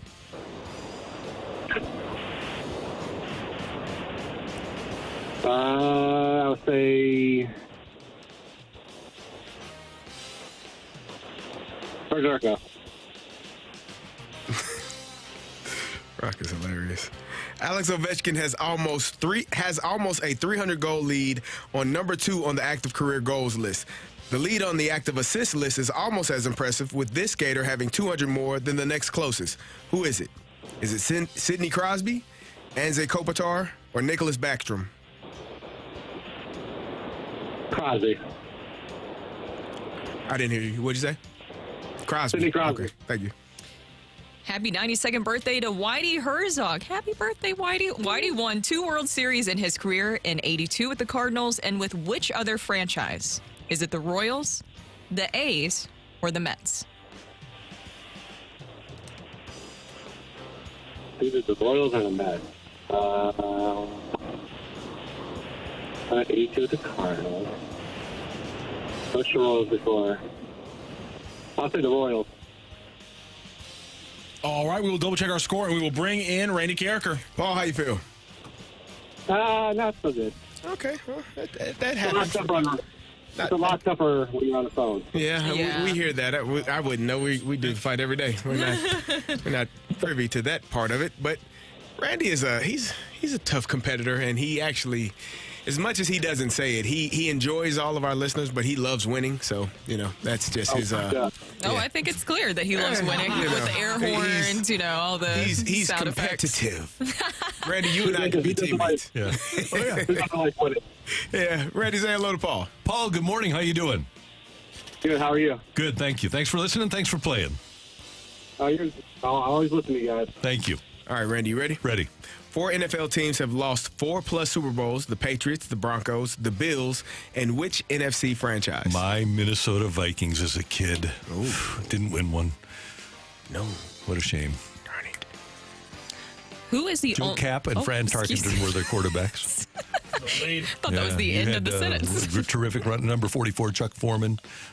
You had Ahmad Rashad after Bobby Moore changed his name to Ahmad Rashad. The Cardinals traded him immediately. Is Foreman the one that ran the wrong way? Who ran the wrong way? This was Jim Marshall, Jim number Marshall. 70, defensive end. Okay. Yeah. Oh yeah, it was the Purple People Eaters. Purple People Eaters. Yeah, Bob That's Lertima like one and of the Carl best Eller and Alan Page and nicknames Jim ever. Marshall. Yeah, they were great. Okay, go ahead. Sorry, Brooke. Who is the only skater in Blues history to score more than 400 goals? The only skater to score more than 400 goals in Blues history in a career. Is this in a Blues jersey? Is this a joke question? Sometimes I set out yard marks, Randy, and you got to be able to get there. Holy. Okay, my favorite Hully. No, there's 5 million Hully stories. You can't pick out just one. But he complained about Mike Keenan never practicing the power play. Okay, Mike Keenan gets fired, and Jimmy Roberts takes over for a while, and the Blues hire Joel Quenneville as their head coach. And I'm there at the first practice under Q, and he's up at the whiteboard, and they're practicing the power play, and he's putting the power play up on the whiteboard. Hully's going, "This won't blank and work." So he hates the fact that Keenan would practice it, and then he hated the fact that Q would. I love that. Awesome. So Brett Hall is your final answer? Yeah, right. 527. Okay. Well, you knew the exact number. That's pretty cool. Alex Ovechkin has almost a 300 goal lead on number 2 on the active career goals list. The lead on the active assist list is almost as impressive, with this skater having 200 more than the next closest. Who is it? It's almost got to be Sidney Crosby. I will go with the kid. Happy 92nd birthday to Whitey Herzog. White Happy Rat. birthday, New Athens, Whitey. Illinois. Whitey won 2 World Series in his career, in 82 with the Cardinals, and with which other franchise? As a player? Like, are we talking player, manager, coach? Anything. Anything. He was with an organization that won a World Series? Yeah, he was with the Mets, I believe, in 1969. When they were the Miracle Mets. I'm going to go with the Miracle Mets of 1969. Of all the fight songs you have, you're not going to hit me with a Step Right Up and Meet the Mets? Nothing? Meet the Mets. There you go. Thank you. Meet the Mets. One of my favorite ever mascot things was when Mr. Met flipped off the fans. Do you think he got fired for that? No, he's in New York. It's Come on, New York. You're supposed to do that. I think that's actually on the application. Like, are you okay with flipping off 40,000 people in one time? We have a winner in today's fight. No need for a tiebreaker today.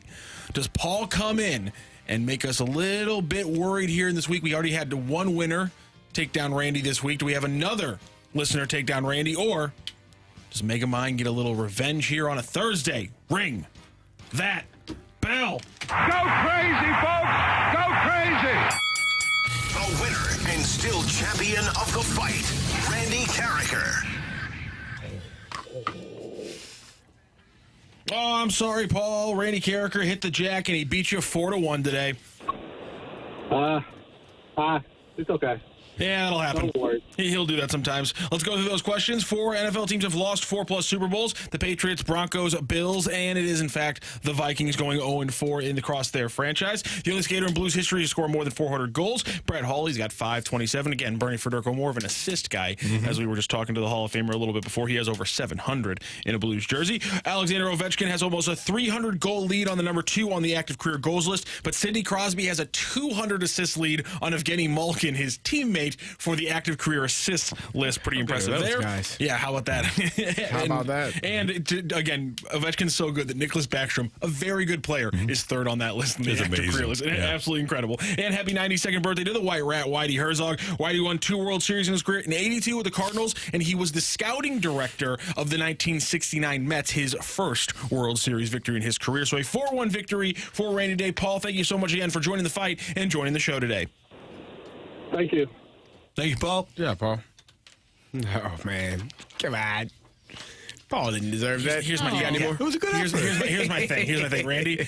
I put certain questions on there. I'm just like, listen, you got to get this one if you're going to beat Randy, and he got the Brett Hall question wrong.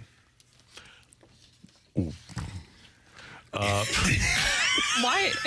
That was. It's a yard mark. I'm just saying this is how I think about the questions. Sometimes I put it on there. That's all. I'm like, listen, Randy's gonna get this, but you gotta match him if you're gonna want to win today. And sometimes they stumble. Yeah. Robert Thomas is next on 101 ESPN. Andy.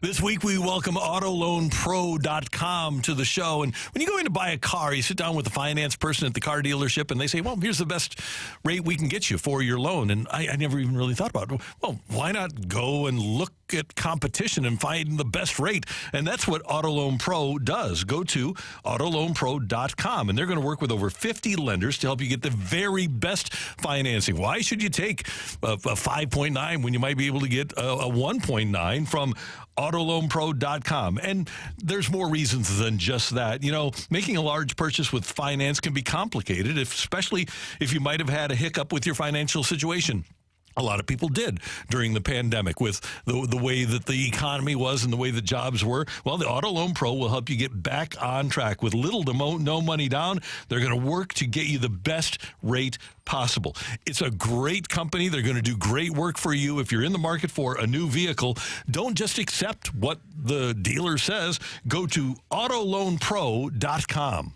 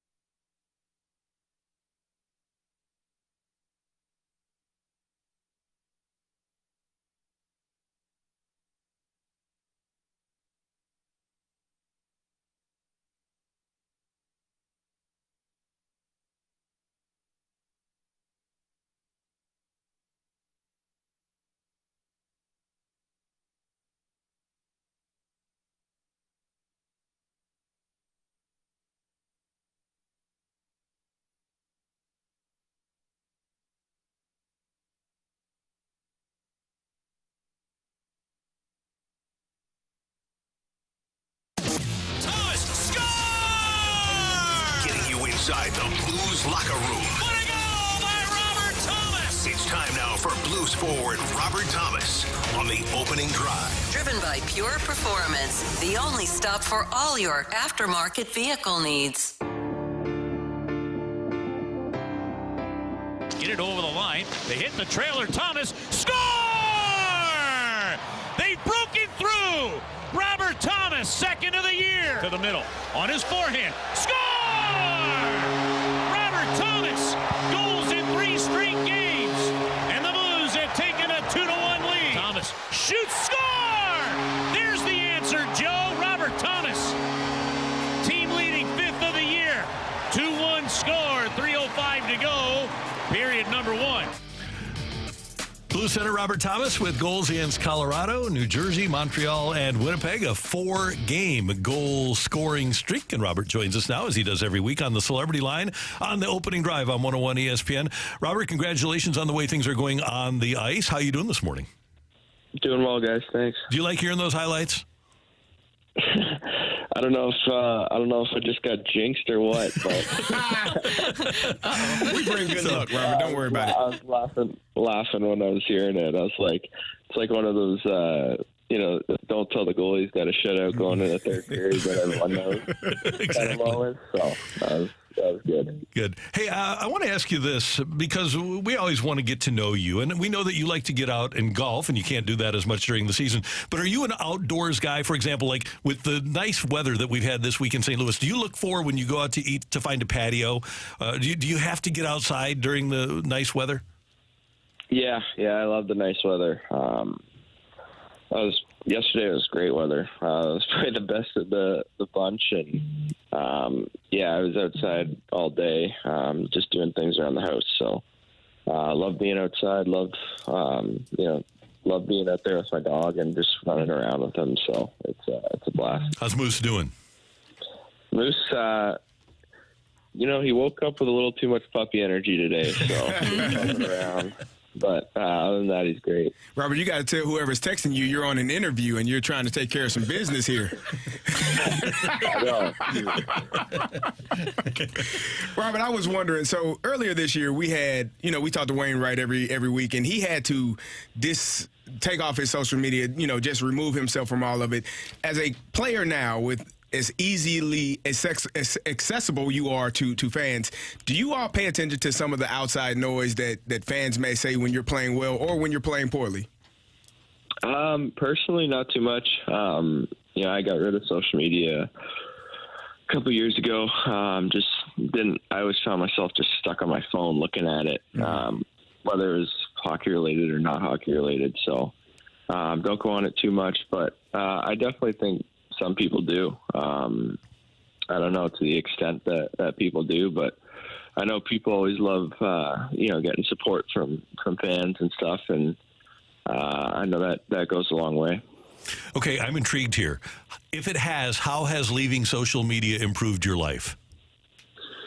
Well, I feel like I don't sit up. Sometimes, you just get stuck on your phone, and next thing you know, 45 minutes is gone. So, I found that I lost that part of it, so that's been good for me.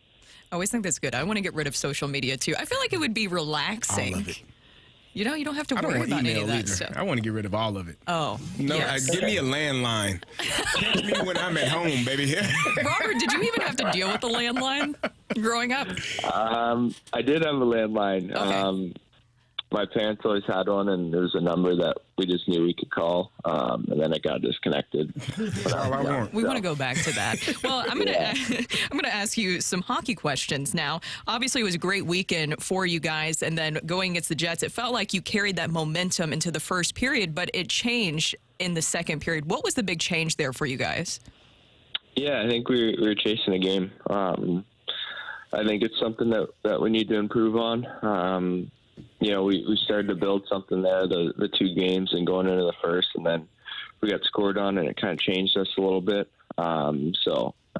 It's just part of learning. We got a lot of new guys, new team. We're building a new culture, and, we're trying to build something. I know I just said build like 4 times, but it's really important, and I think it's all part of the process. Well, your line mate, Pavel Buchnevich, as we know, he is always very straightforward on how he's feeling about things and about himself. He said in his post-game interview the other day, I'm just awful. I'm just awful all season. I don't know what to say. Guys create chances for me, but I can't finish. What have you seen from Pavel this season? Yeah, he's someone that holds himself to such a high standard. And, sometimes when things aren't going in for you, it just feels like you just screw everything up, and you have no confidence. And it's something that if you watch the game, he gets a ton of chances. He makes a ton of great plays, but he sees, you look back and you just see that one moment where you think you should have scored, and you just kind of dwell on that, but don't realize all the other good things that he's done throughout the game. He's got to play against top lines every night, and that's a tough challenge. And he's done a really good job of limiting their chances as well as creating his own. So I think that's a positive that he should really focus on. Robert, you just made an interesting comment about how the Blues are trying to build a new culture here. You're part of the leadership core. If you could, in a sentence or a paragraph, describe to us what you would envision that culture to be. Like if a new guy comes into the room, you make a trade, how would you describe what the culture you want the Blues to be is like? Yeah, it's hard to put into one word. I would say probably maybe 3 words. I'd do probably close-knit and toughness. I think, it's always been a staple of the Blues, how close a team is together and how much we pride ourselves on gelling in the locker room and being more than just teammates. That's something I was taught really early being here, and you kind of feel that way in the city as well. People make you feel like home, and guys come in and out and are all over the place, but the city welcomes you, the team welcomes you, and the players make you feel like home. So that's one thing, and just toughness. I think we want to make teams feel like it's hard to come into St. Louis and play. And Steiner always said it best when they're driving down that ramp. You want teams to feel like they're not going to touch the puck. You're going to play hard against them, and it's going to be a really long night. So we did that against New Jersey and Montreal, and we started it against Winnipeg, but it's just building that and keeping that consistency going. I was going to ask you, Robert.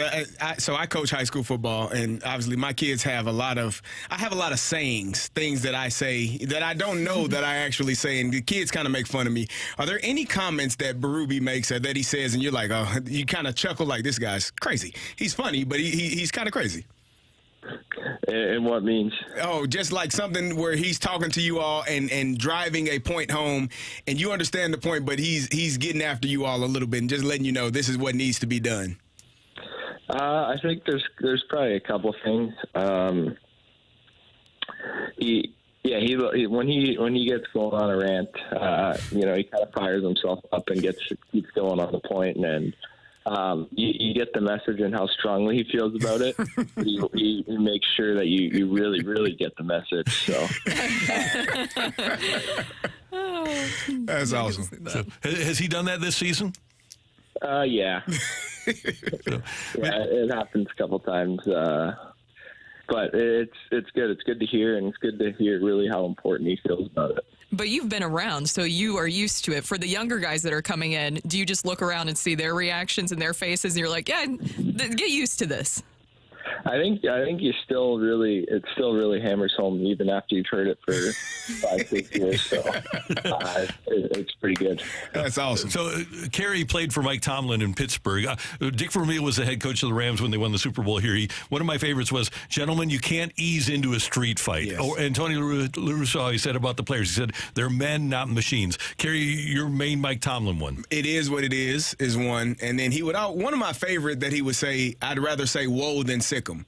And that was like, I'd rather have a guy that's going too hard and I got to pull him back than have guys that I got to say, hey, go get him, go get after it. So that was one of my favorite sayings that he always said. Yeah, that's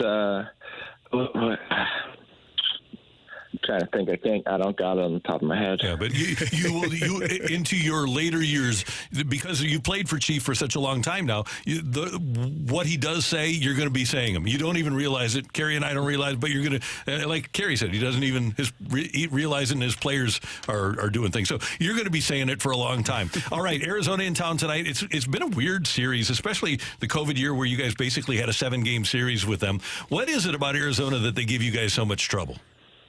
Yeah, they play free and loose. They create a lot of chances, swinging around, and they obviously have a ton of skill and some players that can make some plays. I think Keller's been a thorn in our side for a little while, so we got to do a good job shutting him down and playing our good structured game and making sure they have to defend. Well, go get them tonight, and we're looking forward to it. And thanks for the time, Robert. We'll talk to you next week. Yeah, thanks, guys. See you later. That's Robert Thomas, Blues center here on 101 ESPN, and we always appreciate him joining us. I wonder, because I have seen it on the media side, obviously, and you have too, when Berube gets really fired up. I wonder, like, how many extra levels it gets. Oh, I would think it's pretty substantial. I would love to. That to me, so when you are a former player and you have a passion about something and you're now coaching guys and you've seen it done the right way, you've seen it done the wrong way, and you are trying to get your point across. Like, Randy, I tell you, some of my kids look at me like, man, this guy's crazy. He's nuts.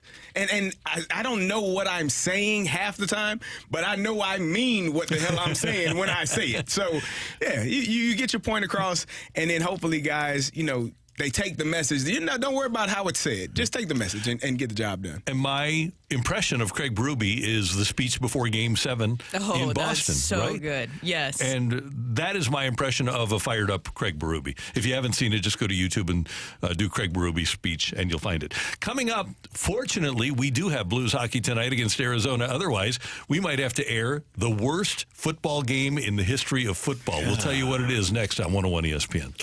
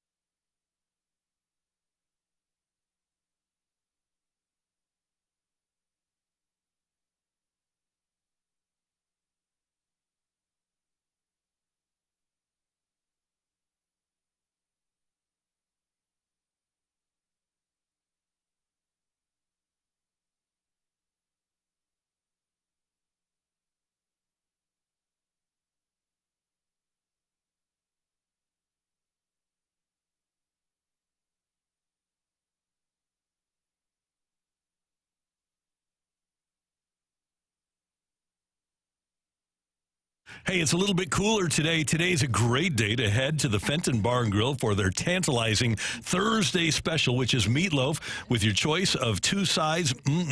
A heavenly lunch for you, and their gumbo is fabulous. You should head to the Fenton Bar and Grill on Rudder Road in Fenton. Rudder Road, by the way, had some construction during the summer and fall, but that's taken care of now, and it's easy to get to. It's still a great place on a day like today to hang out on the patio, talk to all of the people that are out there. You'll see Ashley and Megan out on the patio. Alicia will be behind the bar. You can say hi to Kelly, the feisty redhead, and enjoy everything that there is to enjoy at the Fenton Bar and Grill. They have the most tasteful burgers, $6.99 with a side and a drink, and the people there are wonderful, including the manager, Chuck. He's a great guy, and the people that you're going to be sitting around with are great. They're all sports fans. You're going to be talking sports, having great food with great service at the Fenton Bar and Grill. Learn more at fentonbarandgrill.com, and when you stop by, tell them Randy sent you.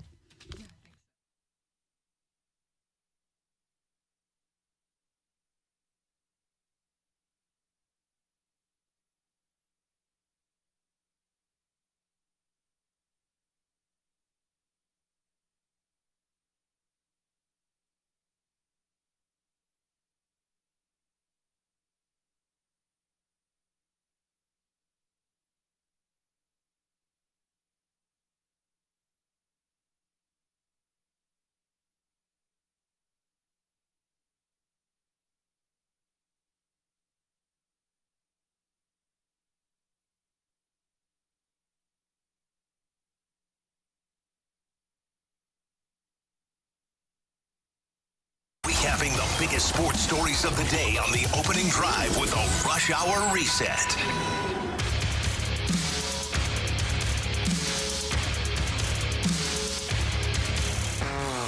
9:04 in St. Louis. Time check brought to you by Clarkson Jewelers, an officially licensed Rolex jeweler.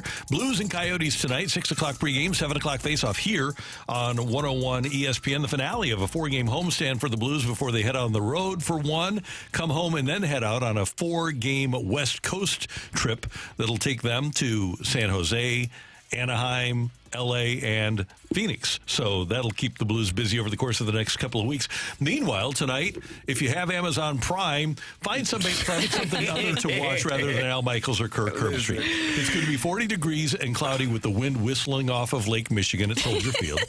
The Bears are a 3-point favorite against the Panthers. The Panthers are 1-7. The Bears are 2-7. And with Kyler Murray returning at quarterback for the Arizona Cardinals, this could determine whether the Bears use their own pick as the first overall or the Panthers pick as the first overall. It's a battle of the basement here. It is. So if you're the Bears, I guess you want the first overall pick, so you're better off winning this game. Well, you had it last year, and you chose to go in a different direction. Traded it. Yeah. So if you have the first overall pick 2 years in a row, that's problematic. Yeah, it is. I think. Yeah, it is.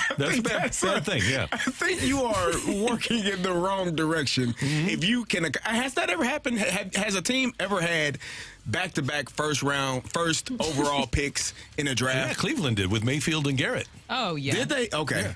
Yeah. That's the Browns, so I guess that's par for the course. This is going to be such a bad game. Is this like a versus Bryce Young? You know, the battle of the. If you're Jeff Bezos, are you okay? No, or are you frustrated? You are. Oh, he's okay because he has plenty of money that he can just wipe away those tears with. You put money into this, and the product that you got, the games that you got, it's almost like you got hustled a little bit. A little bit, yeah. And maybe it's some sort. And here's the thing. I actually like the broadcast crew and the product that they put. Yes. And the graphics, everything. I enjoy that. The stories, everything. They have what's her name? Kaylee. I think it's Hartung. Yeah, she does this stuff. I really enjoy her reporting. Here's the thing. If you have Amazon Prime and you don't want to watch this game, I suggest watching Gen V. That is a show that I've been really into. That's on Amazon Prime. Watch that instead. Or The Boys. That's also on there. So just don't watch any football. No. Okay. Unless you just want to just kind of flip back and forth between the two. Gen V is great. Watch that instead. The Browns, the expansion Browns, also had the first pick in the draft in 99 and 2000 when they took Tim Couch and Courtney Brown. Yep. The Bengals were back-to-back in 94-95 with Dan Wilkinson and Kijana Carter. Penn State. Yep. And bad knees. Cowboys did 2 out of 3 years. Bucks when they took Bo Jackson and Vinny Testaverde in 86 and 87. So generally, if you're a bad organization, you're a bad organization. Yeah, not great. Yeah. Not going to work out for you really well. Tampa Bay also did it in 76 and 77. Expansion Bucks, Leroy Selman, Hall of Famer, and Ricky Bell. So it's happened actually pretty much. Interesting. So there you go. The Jim Harbaugh situation continues to marinate at the University of Michigan. And the Big Ten is saying that they will probably impose a penalty maybe today. And Michigan says, be careful of what you wish for because everybody's doing it and we've got receipts. Ooh, so that's what they're telling the Big Ten is you don't want to set a precedent here because we've got some info. Here's Heather Dinich of ESPN. Big Ten Commissioner Tony Petitti has the authority for a standard suspension, which is up to 2 games and a $10,000 fine. But he can absolutely do more than that as long as he has the approval of an executive board. And my colleague Adam Rittenberg, his sources are telling him that it is more than 2 games and that an executive committee, which is comprised of some Big Ten officials, would rubber stamp that. Now, there are a lot of unknowns and it still has to play out, so we'll see what happens. But regardless of what happens, it's important to note that the Big Ten sportsmanship policy says that Michigan is not allowed to challenge whatever punishment is levied against it by the Big Ten. And by the way, 2-game suspension would entail games against Penn State and Maryland.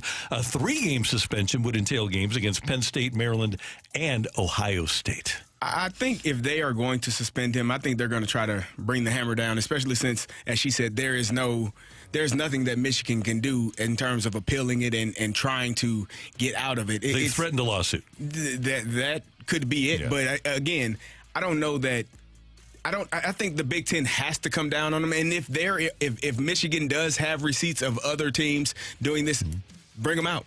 Because if that's your answer to the Big Ten's answer of suspending your coach for the remainder of the year or fining him X number of dollars, then let's get it all out there. The house of cards is going to fall down, and let's all see exactly what you know that we all don't know. Because they are correct. I do believe that to a degree, everyone is doing it.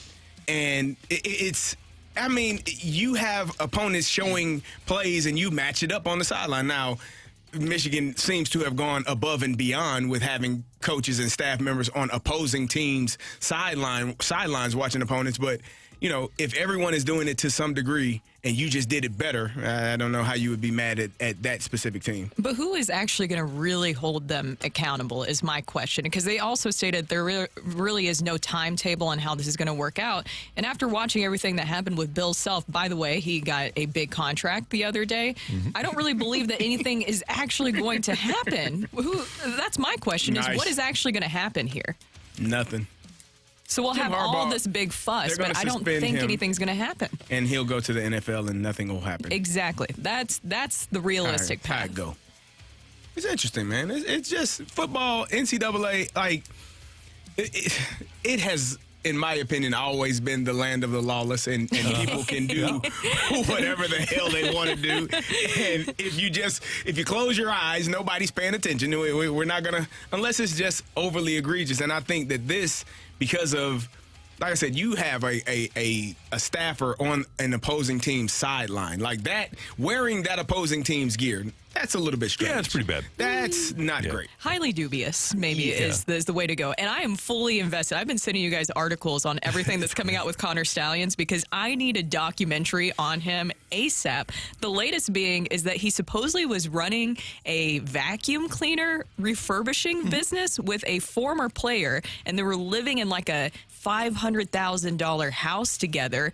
That's a little suspicious. The current player, Blake Corum. Oh, yes, current player. Yes. That he has this association. But it was the same house. It gets worse. Yeah. And with vacuum cleaners. That sounds like something's going on there. Something's weird, yeah. Could you make that much money refurbishing vacuum cleaners? This is a serious question. I don't know. I don't know. Where do you sell eBay, supposedly, is where he was doing that? And with those guys, we do know that with that business, a lot is getting sucked. Oh, yeah. Yeah. Yep. Bradley Beal made his Phoenix Suns debut last night in a 116-115 win over the Bulls.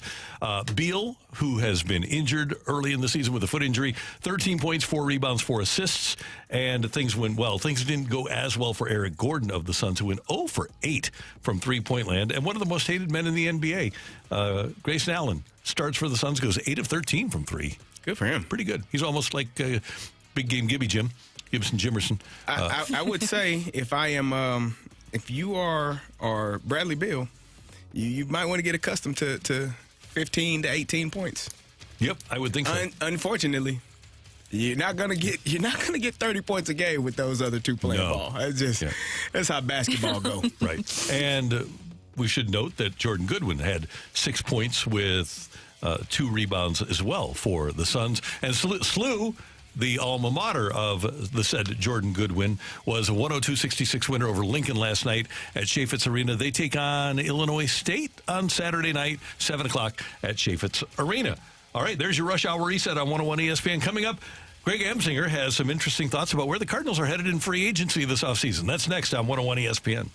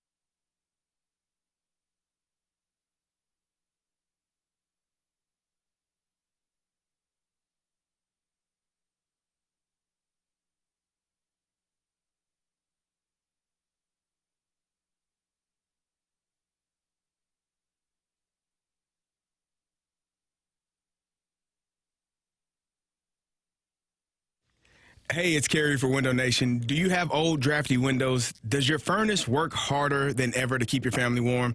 There's no need to pay unnecessarily high energy bills. Window Nation can help keep you and your family warm all season long.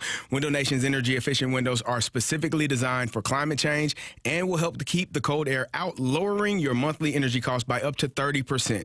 And speaking of savings, this month only, Window Nation is offering 0% interest for 5 years. That's 60 months interest-free. And get 2 free windows with every 2 you buy. Now is the perfect time to protect you and your family from the elements, lowering your energy costs and upgrading the look and feel of your home. Call Window Nation today. You'll get 0% interest for 5 years, plus 2 free windows with every 2 you buy. The offer is only good this month. Call the company over 200,000 families trust with their home.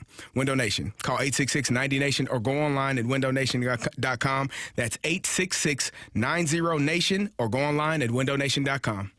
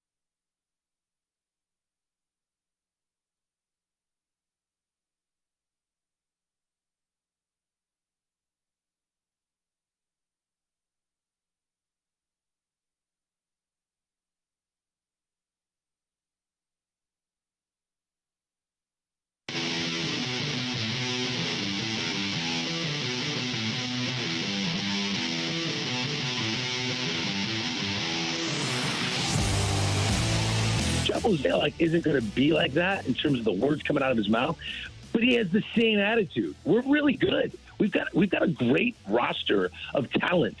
Do we need more starting pitching? He has not hidden that. That is not something he's trying to walk away from. He recognizes it. He's addressing it right now. At least he's attempting to. So this team, if you give them 2 more starters that can legitimately stay healthy, maybe a third add depth in case, this team is not.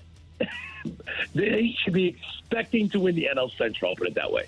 Even with the genius of Craig Counsell on the north side of Chicago, they should be expected to be better than the Cubs, expected to be better than the Milwaukee Brewers, expected to be even better than the Cincinnati Reds. That's Craig Amsinger, lead anchor for MLB Network, product of St. Louis and the Lindenwood University, joining us as he does every Thursday at 7:30 here on 101 ESPN. I would agree with the premise that the Cardinals should be expected to be better than everybody in their division, because generally they have been under the Bill DeWitt ownership, right? Since 1996, the Cardinals have always been the team to beat in the NL Central. Now, sometimes they had to have a little rivalry with Houston. Sometimes they had to have a little rivalry with Cincinnati. Not really Pittsburgh so much, but the Cubs, the Brewers, the Cardinals have always been the one at the top of the division having the rivalry. That is not the case anymore. So for the course of 96, 06, 16, 25 years, yes, the Cardinals were the team that should have been expected to win the division. I just don't think that's the case anymore. And by the way, I don't think that Cincinnati is any great shakes, despite the fact that they were competitive last year. I still can't figure out how they were competitive last year. The Pirates have a ways to go. The Brewers lose Craig Counsell, who was probably their best chip in terms of being good. But the Cubs got better with Counsell. The Cubs have a lot of money. The Cubs were pretty good last year. They won 83 games. Cardinals lost 91. So I don't think it's as easy to say, yeah, the Cardinals should be expected to win the division anymore. And I really believe that while the Cardinals do have talented athletes, I don't think that this group had, at least from what I saw last year, as a group, I don't think they were refined as a baseball unit, and I think that needs to get better. I think we've said this time and time again, this is probably one of the most important off seasons in 20, 30 years for the St. Louis Cardinals, because, as you said, all of the other teams played well. The Cardinals finished in dead last. All of the other teams did things last season to improve, and the Cardinals just kind of stood pat at many times throughout the season. So this offseason, figuring out where they're going to go, which direction they're going to go. Are they going to go find a pitcher via trade? Are they going to spend money in free agency? What are you going to do to make this team better? Because if your decision is, we liked what we saw at the end of the season from Dakota Hudson, we liked Zach Thompson, we liked Matthew Liberatore, we think those guys can be starting in our starting rotation in 2024, and then they don't go out and perform well, you put yourself, it would then be your own fault that you didn't get better. And so you're looking at these other teams around the division and saying, hey, they're working. They're trying to get better. They got superstars. Ellie De La Cruz is a star. He's going to be a great baseball player. What the Milwaukee Brewers did last season in winning the division, they had a really good team. The Cubs took their manager, so now they're trying to be a better team.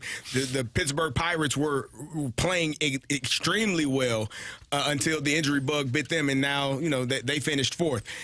There are a lot of things that the Cardinals need to do this offseason to put themselves in the conversation to even have a chance to win the division. And we should note that the rest of the GM meetings have been canceled because of a stomach virus that has run its way through the Omni. Running through. Omni in Scottsdale. So you got to watch out with Old Town Scottsdale. That stomach flu can really just get you. Well, just welcome to the way we felt in April watching the Cardinals. And apparently everybody else really doesn't get food poisoning except for me. So there's 20 that. times? No, I was being a little dramatic. I know it's shocking. Still a lot. Hey, I know it's very shocking. I might have been a little dramatic there, but I think that maybe at least 10 times. It even happened last year. I was telling you guys that it was something that actually happened to me. And no, because some people were like, well, Brooke, that's what happens when you drink. It's not because of that. It was an actual restaurant experience.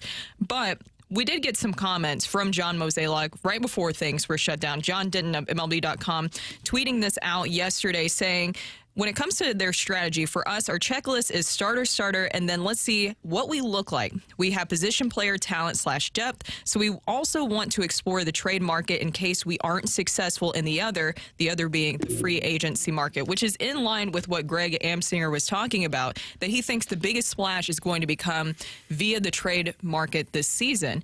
And when you guys are talking about being active and being reactive or proactive when it comes to things, that's what I think that everybody's just wanting to see. They want to see something different. I know that we can talk about, and we've seen where they haven't been that successful in free agency, but I think everybody is expecting them to at least to get one of those top starting pitchers, because you need an ace and you need more than one starter because you have those holes to fill. And maybe there's some guys who can come up, say Zach Thompson. We saw him. He was impressive towards the second half of the season there at the end there.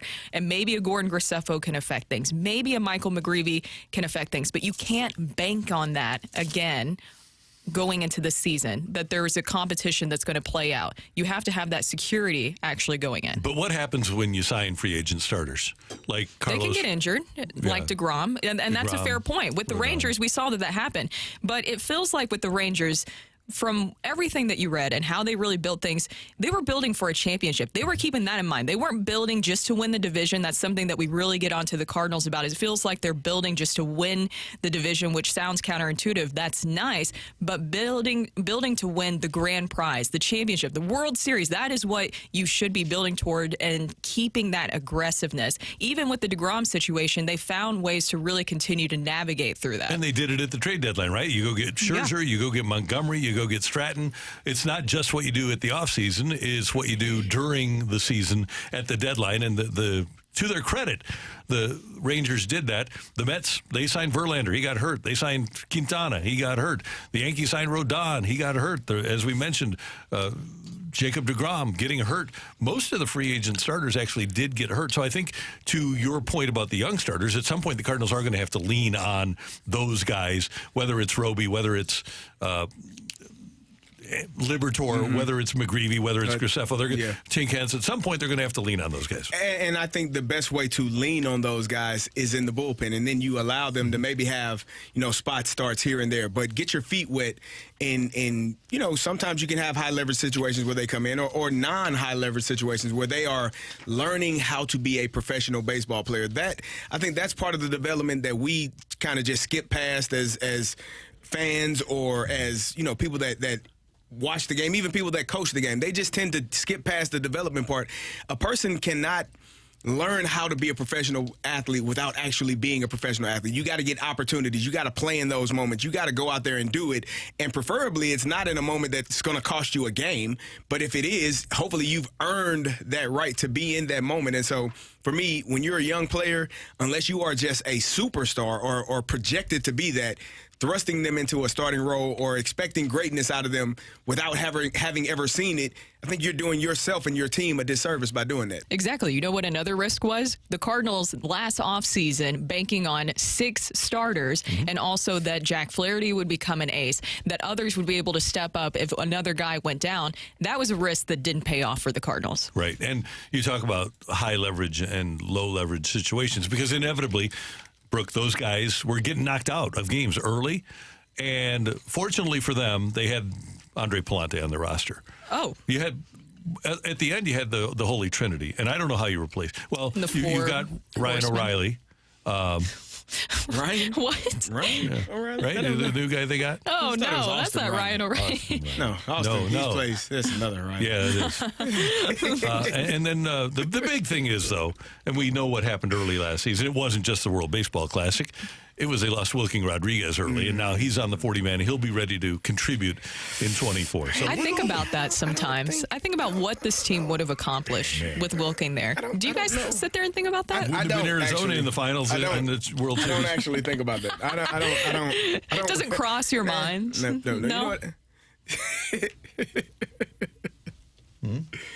Wilking Rodriguez was dynamic during spring training. And there's no question that he would have been dynamic during the regular season. But he suffered an injury, was lost to the Cardinals for the entire season. Gosh darn it. They start off 10-24 because they don't have him and never really recovered. But this year, he'll be back 24-10 to start the year. World Series champs, World Series MVP, Wilking my Rodriguez. He's going to hate us along with Tomater. Yeah, they are. And Palante. You don't like to play better. Dusty Springfield. Randy. Yeah, Dusty Springfield. I well, like that. Tomater played plenty last season. Yeah, maybe a tad bit too much. He's a good guy. He is. He's like one of the best people. We want the Cardinals to succeed, and we want people that are prepared, well prepared to play in those moments. Tommy Edman. Is he a second baseman? He's your best second baseman, and he's probably your best center fielder. Well, find somebody that can play either one of those spots and stick him in the other one and keep him there. Sounds like Victor Scott is definitely going to be a possibility for Scotty. next season. Yep. Okay, well, center fielder. Let's do it. Yeah. So again, Randy, you when we first started this thing out, you thought I was crazy for saying that the guys need to play every position, play the position that they play every single day. Let them play. It's kind of how it goes. Easier for a manager. It's easier for the player when I'm driving to the old ballpark and I'm prepared. Like here's the thing. If I was driving to the stadium and I didn't know if I was going to play fullback or left tackle, I think my day changes depending on the position that I'm playing. Right. Now, there's a difference. if you put me at left tackle, you can assume we're going to give up probably 8 sacks because we don't block defensive ends, we cut them. And I'm not going to be able to cut him every single play. Mario Williams. He's going to extend his arms. I'm going to be reaching, and it's going to get to the quarterback. But if I knew that I was playing left tackle all week, I probably would have a game plan. Doesn't mean it would be successful, but I would have a game plan prepared, and I'm going to give you everything I got for 4 quarters. I would tell you behind me, look out, because you're going to be scrambling for your life. But it ain't going to be a lack of effort, baby. Thank goodness your quarterback doesn't get sacked very easily. But that's the good point. That's a good point. Just have everybody figure out what going into the season, which it sounds like they did give Jordan Walker kind of a plan this offseason. Mosaic mentioned that yesterday. Just have everybody start with a certain plan. And for your pitchers, don't start them out in the bullpen. Just prepare everybody as a starter. I feel like it's easier to kind of scale things back a little bit. But when you have that whole Zach Thompson situation where he's in the bullpen, then he's a starter, bullpen. I mean, it was all over the place. Just prepare everybody like they're a starter. Be the Braves. Just be the Braves. It's not that difficult. Coming up next, Mizzou plays Tennessee this weekend. Brooke is going to sing Rocky Top for us, and we're going to preview this game on 101 ESPN.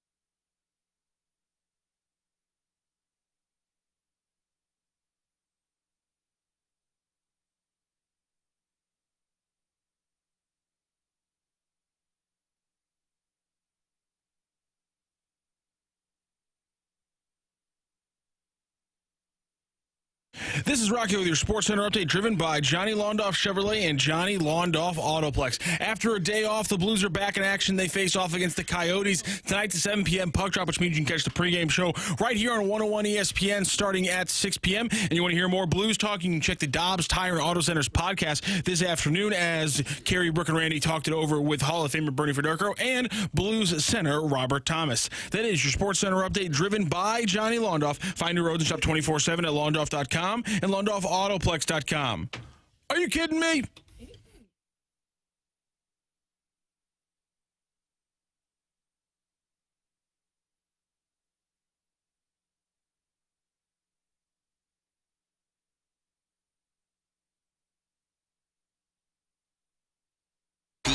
Brought to you by James Carlton of State Farm. Mention 101 ESPN to James's team when you request a quote, and they'll donate $20 to NIL on your behalf. CarltonInsurance.net.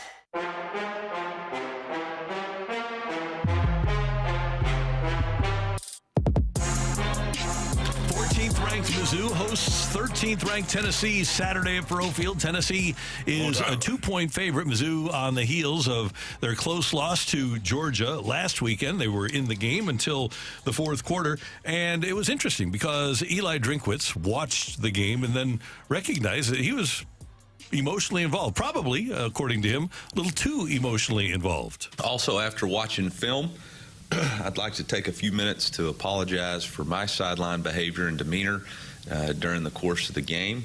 You know, in Saturday's contest, there was a few moments where I let the frustrations boil over, and obviously after reviewing the film, clearly had inappropriate language that was not reflective of my character, and I need to be better. So I need to apologize first to my family and my daughters for setting a poor example, to our fans who expect more out of me and I expect out of myself, and to the officials too, for being out of character. But don't have to apologize to me for being emotionally involved. Maybe your daughters, but the officials, they hear it every day. That's probably his daughters and trying to set a good example for them. But I would say, honey, Daddy's a ball coach. And I told you, I tell my kids, there's Coach Davis, my own children. There's Coach Davis, and then there's Dad.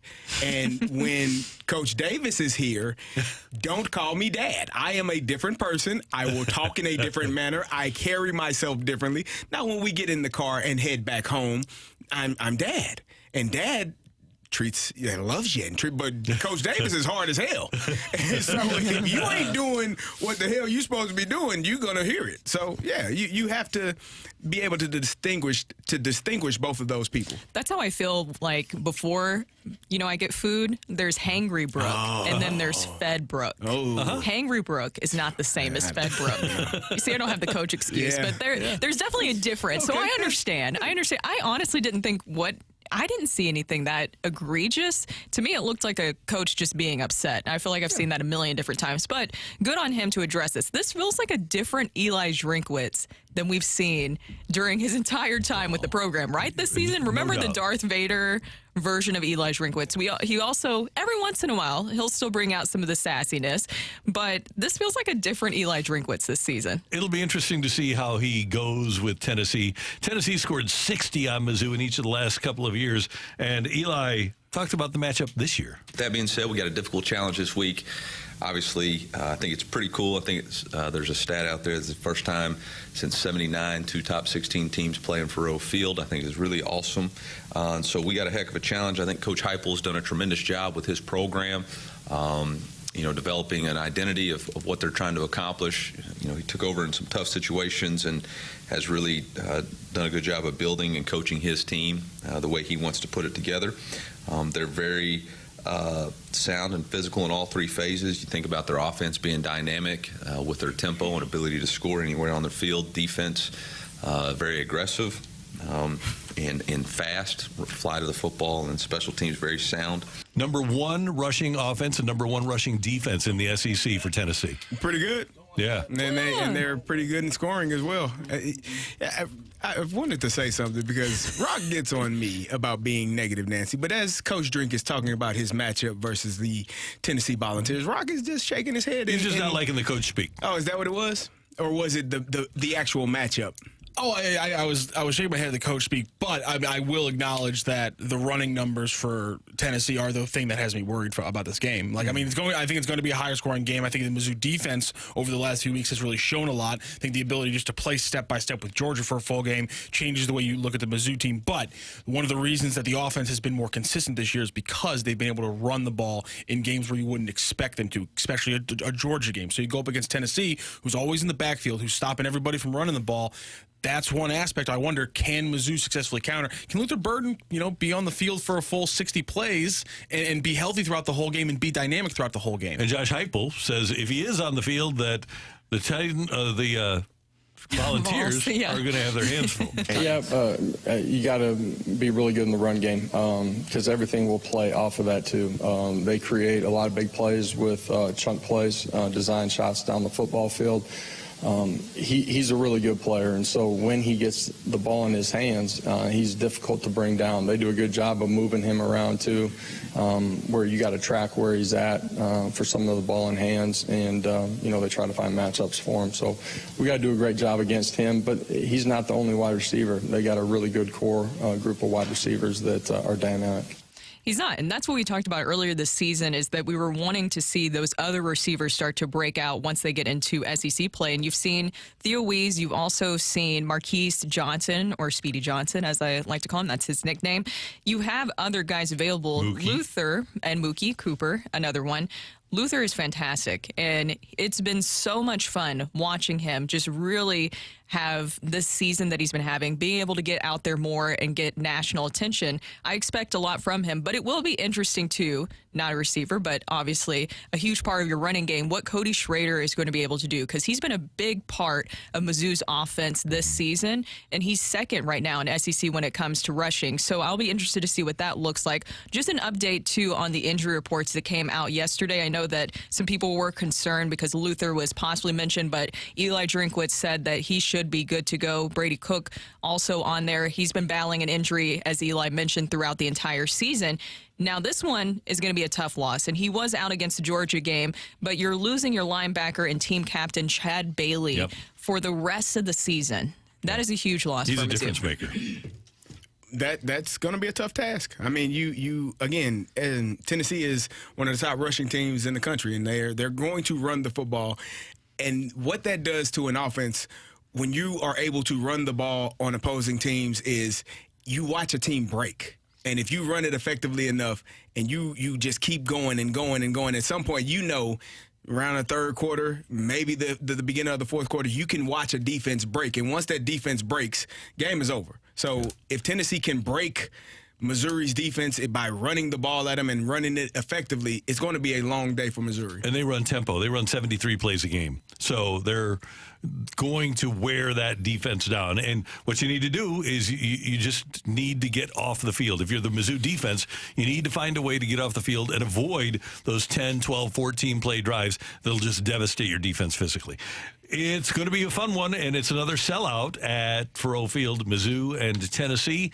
2:30 game on CBS Saturday. Coming up next here on 101 ESPN, we're going to head down the stretch with Rock and Roll here on the opening drive.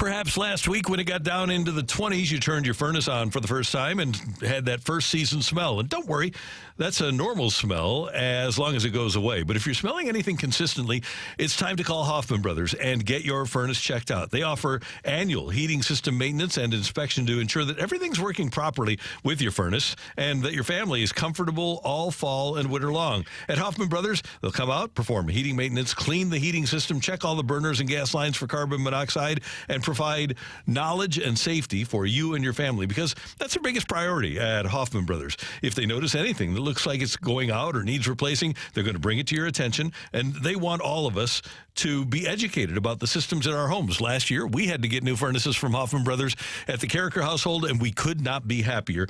You're going to save a lot of money, and you're going to be much more efficient when you get that new furnace. But make sure that the one you have is in great shape. Get it checked every year, and start now by calling 314-664-3011, 314-664-3011, or go to HoffmanBros.com. Hoffman Brothers, a proud Mitsubishi Electric heating and air conditioning elite contractor.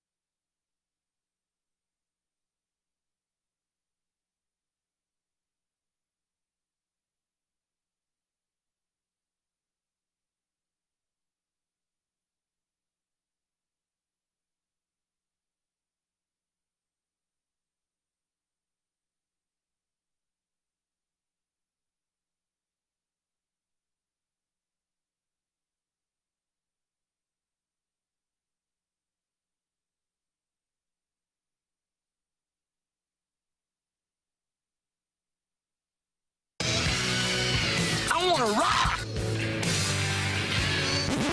I need my end roll.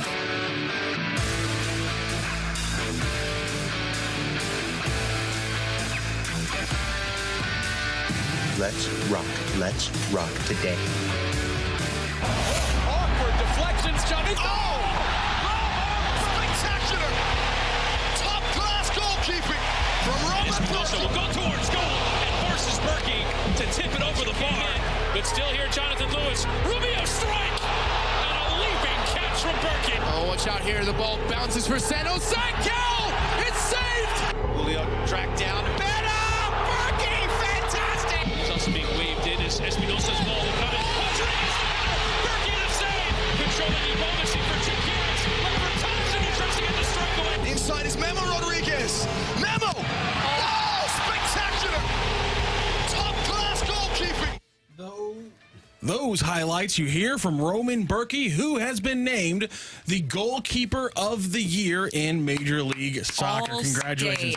Goalkeeper of the year. Listen. Did they cut me a check? Then I ain't going to say it. That's the name of the goalkeeper award. of the year. If they want me to say it, they can go ahead and throw a couple pennies this way until then, it's goalkeeper of the year winner, Roman Berkey, and he wins it in dominating fashion, getting over 90% of the vote. And that's a combination fan, player, and media vote. An absolutely dominating victory for Roman Berkey. Honestly, not really that surprised with how he carried City through a lot of this season. Roman or Roman?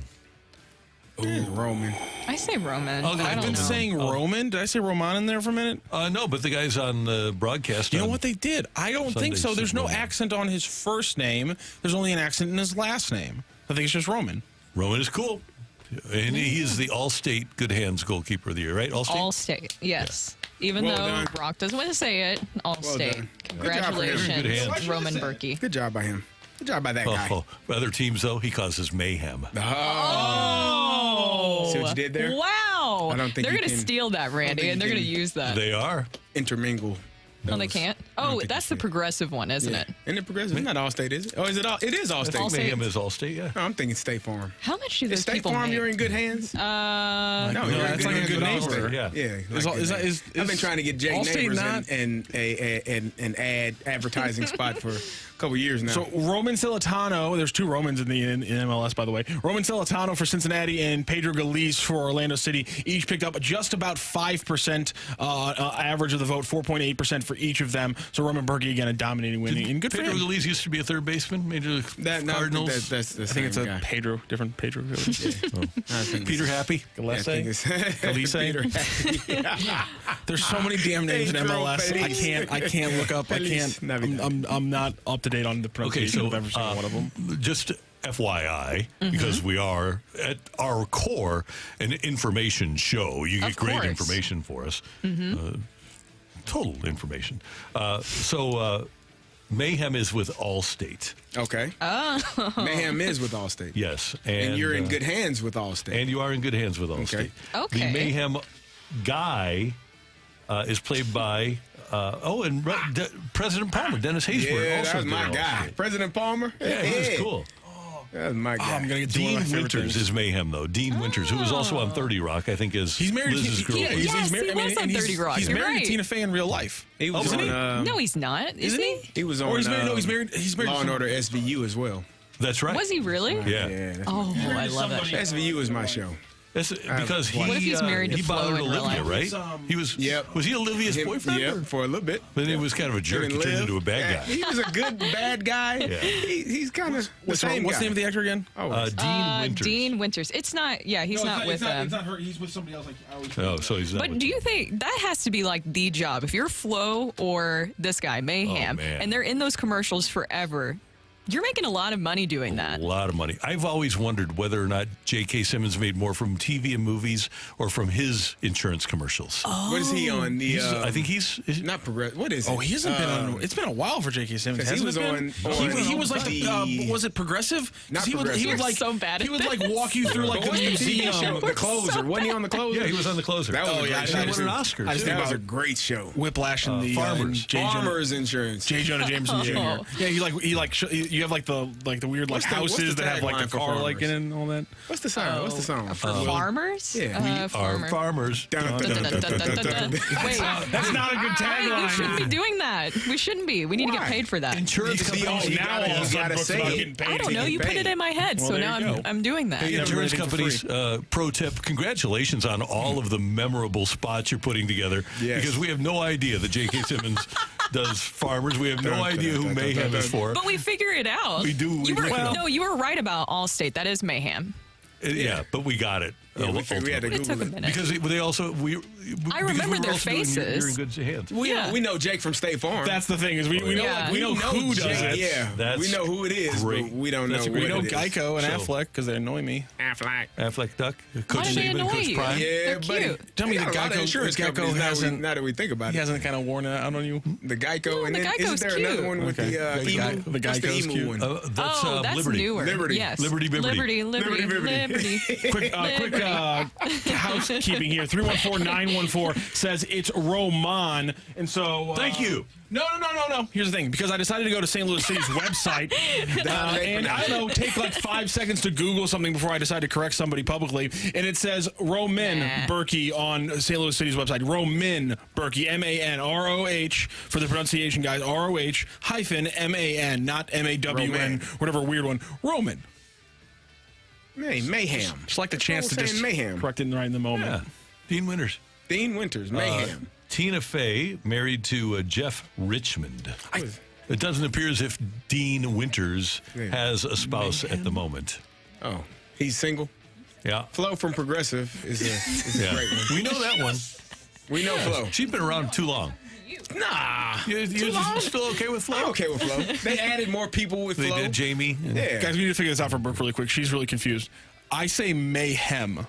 Him. Mayhem. Mayhem. Mayhem. Men of Mayhem, the Sons of Anarchy. You better get it together. But you're saying ham. Mayhem. Yeah, you're saying ham. Yeah, I say it wherever the I say hell ham. I say it however the hell the Sons of Anarchy I'm gonna just say it. Oh, I wanted to love ask you, that listen, show. I love You guys that say show. mayhem. Or Carey says mayhem. What were you saying? That's what I was saying. Mayhem? And somebody got mad at me. Mayhem. No. What do you mean? You go tell Jax Teller how to say Men of Mayhem. Oh, I love Sons of Anarchy. Yeah. That is He's so Man good. of Mayhem. He's Man of Mayhem. Sons of Anarchy. One of the best shows. It is. This is taking a left turn. No, One but of the it best is. shows to ever. It really is. Have we left any famous insurance people? You know what's cool? Oh, it's not insurance. No. The Heisman House for Nissan. I love the Heisman House. I love those commercials. That's a good one. Yeah.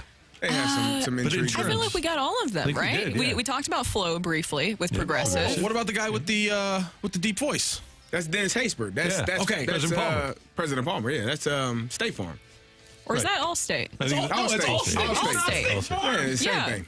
Jake from State Farm and Aaron Rodgers. Does Rodgers still do State Farm? No, Patrick Mahomes is taking over. Yes, he has. and they added Yeah. Kelsey.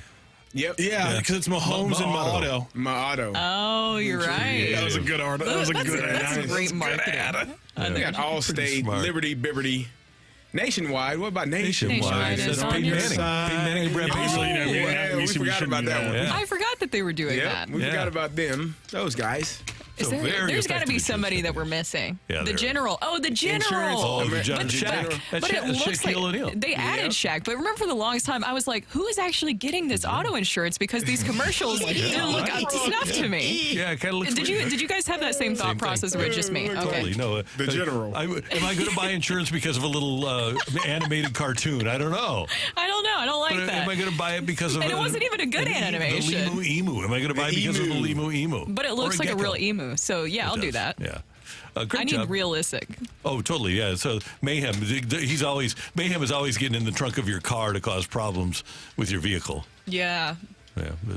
That's a good Gotta be character. careful. I think Flo is top tier. We're ranking like the most memorable where Text line you does know not for agree. sure. Yeah. Wait, are you serious? The text line is coming after Flo in a really weird way. This is a great conversation, guys. Very compelling radio. But I mean, But we got to stop Flo. because we've got another show coming up. They don't come in Great till job by our producer, audio video engineer Matthew Walker. Thank you, They're sir. going to pick it up and run with this. Jackson and Tim are going to love this conversation. Brooke, your favorite insurance company character? Well, now somebody put in Ric Flair and the Car Car Shield. Shield. I do don't like count that Car one. Shield. How about that? I want home and auto. Home and Auto. Okay. Mahomes and Auto. Auto. My Auto. Who do you got, CD? I'm still going to go. I mean, State Farm, Dennis Haysbert. You know, the I think deep we all voice. state. Allstate. Same thing. We want to see your face. Who said that? You want to see my That face? was my fault. State Farm, Jake Farm. Jake Neighbors. Neighbors with Jake. Yeah. Them guys. You know what? Because he's a member of the show, I got to go with I can't. the Hump Day Camel. Oh, hopefully. that's a good point. Oh, yeah. Forgot Forgot about about Bronk and that. USAA. Oh, yeah. USAA. Is that how it goes? USAA. We thank you for tuning in, texting in, and being a part of the show. Hope we hit your insurance company on this fabulous show. For all of us, until tomorrow morning at 7, have a great Friday Eve, everyone. That's right.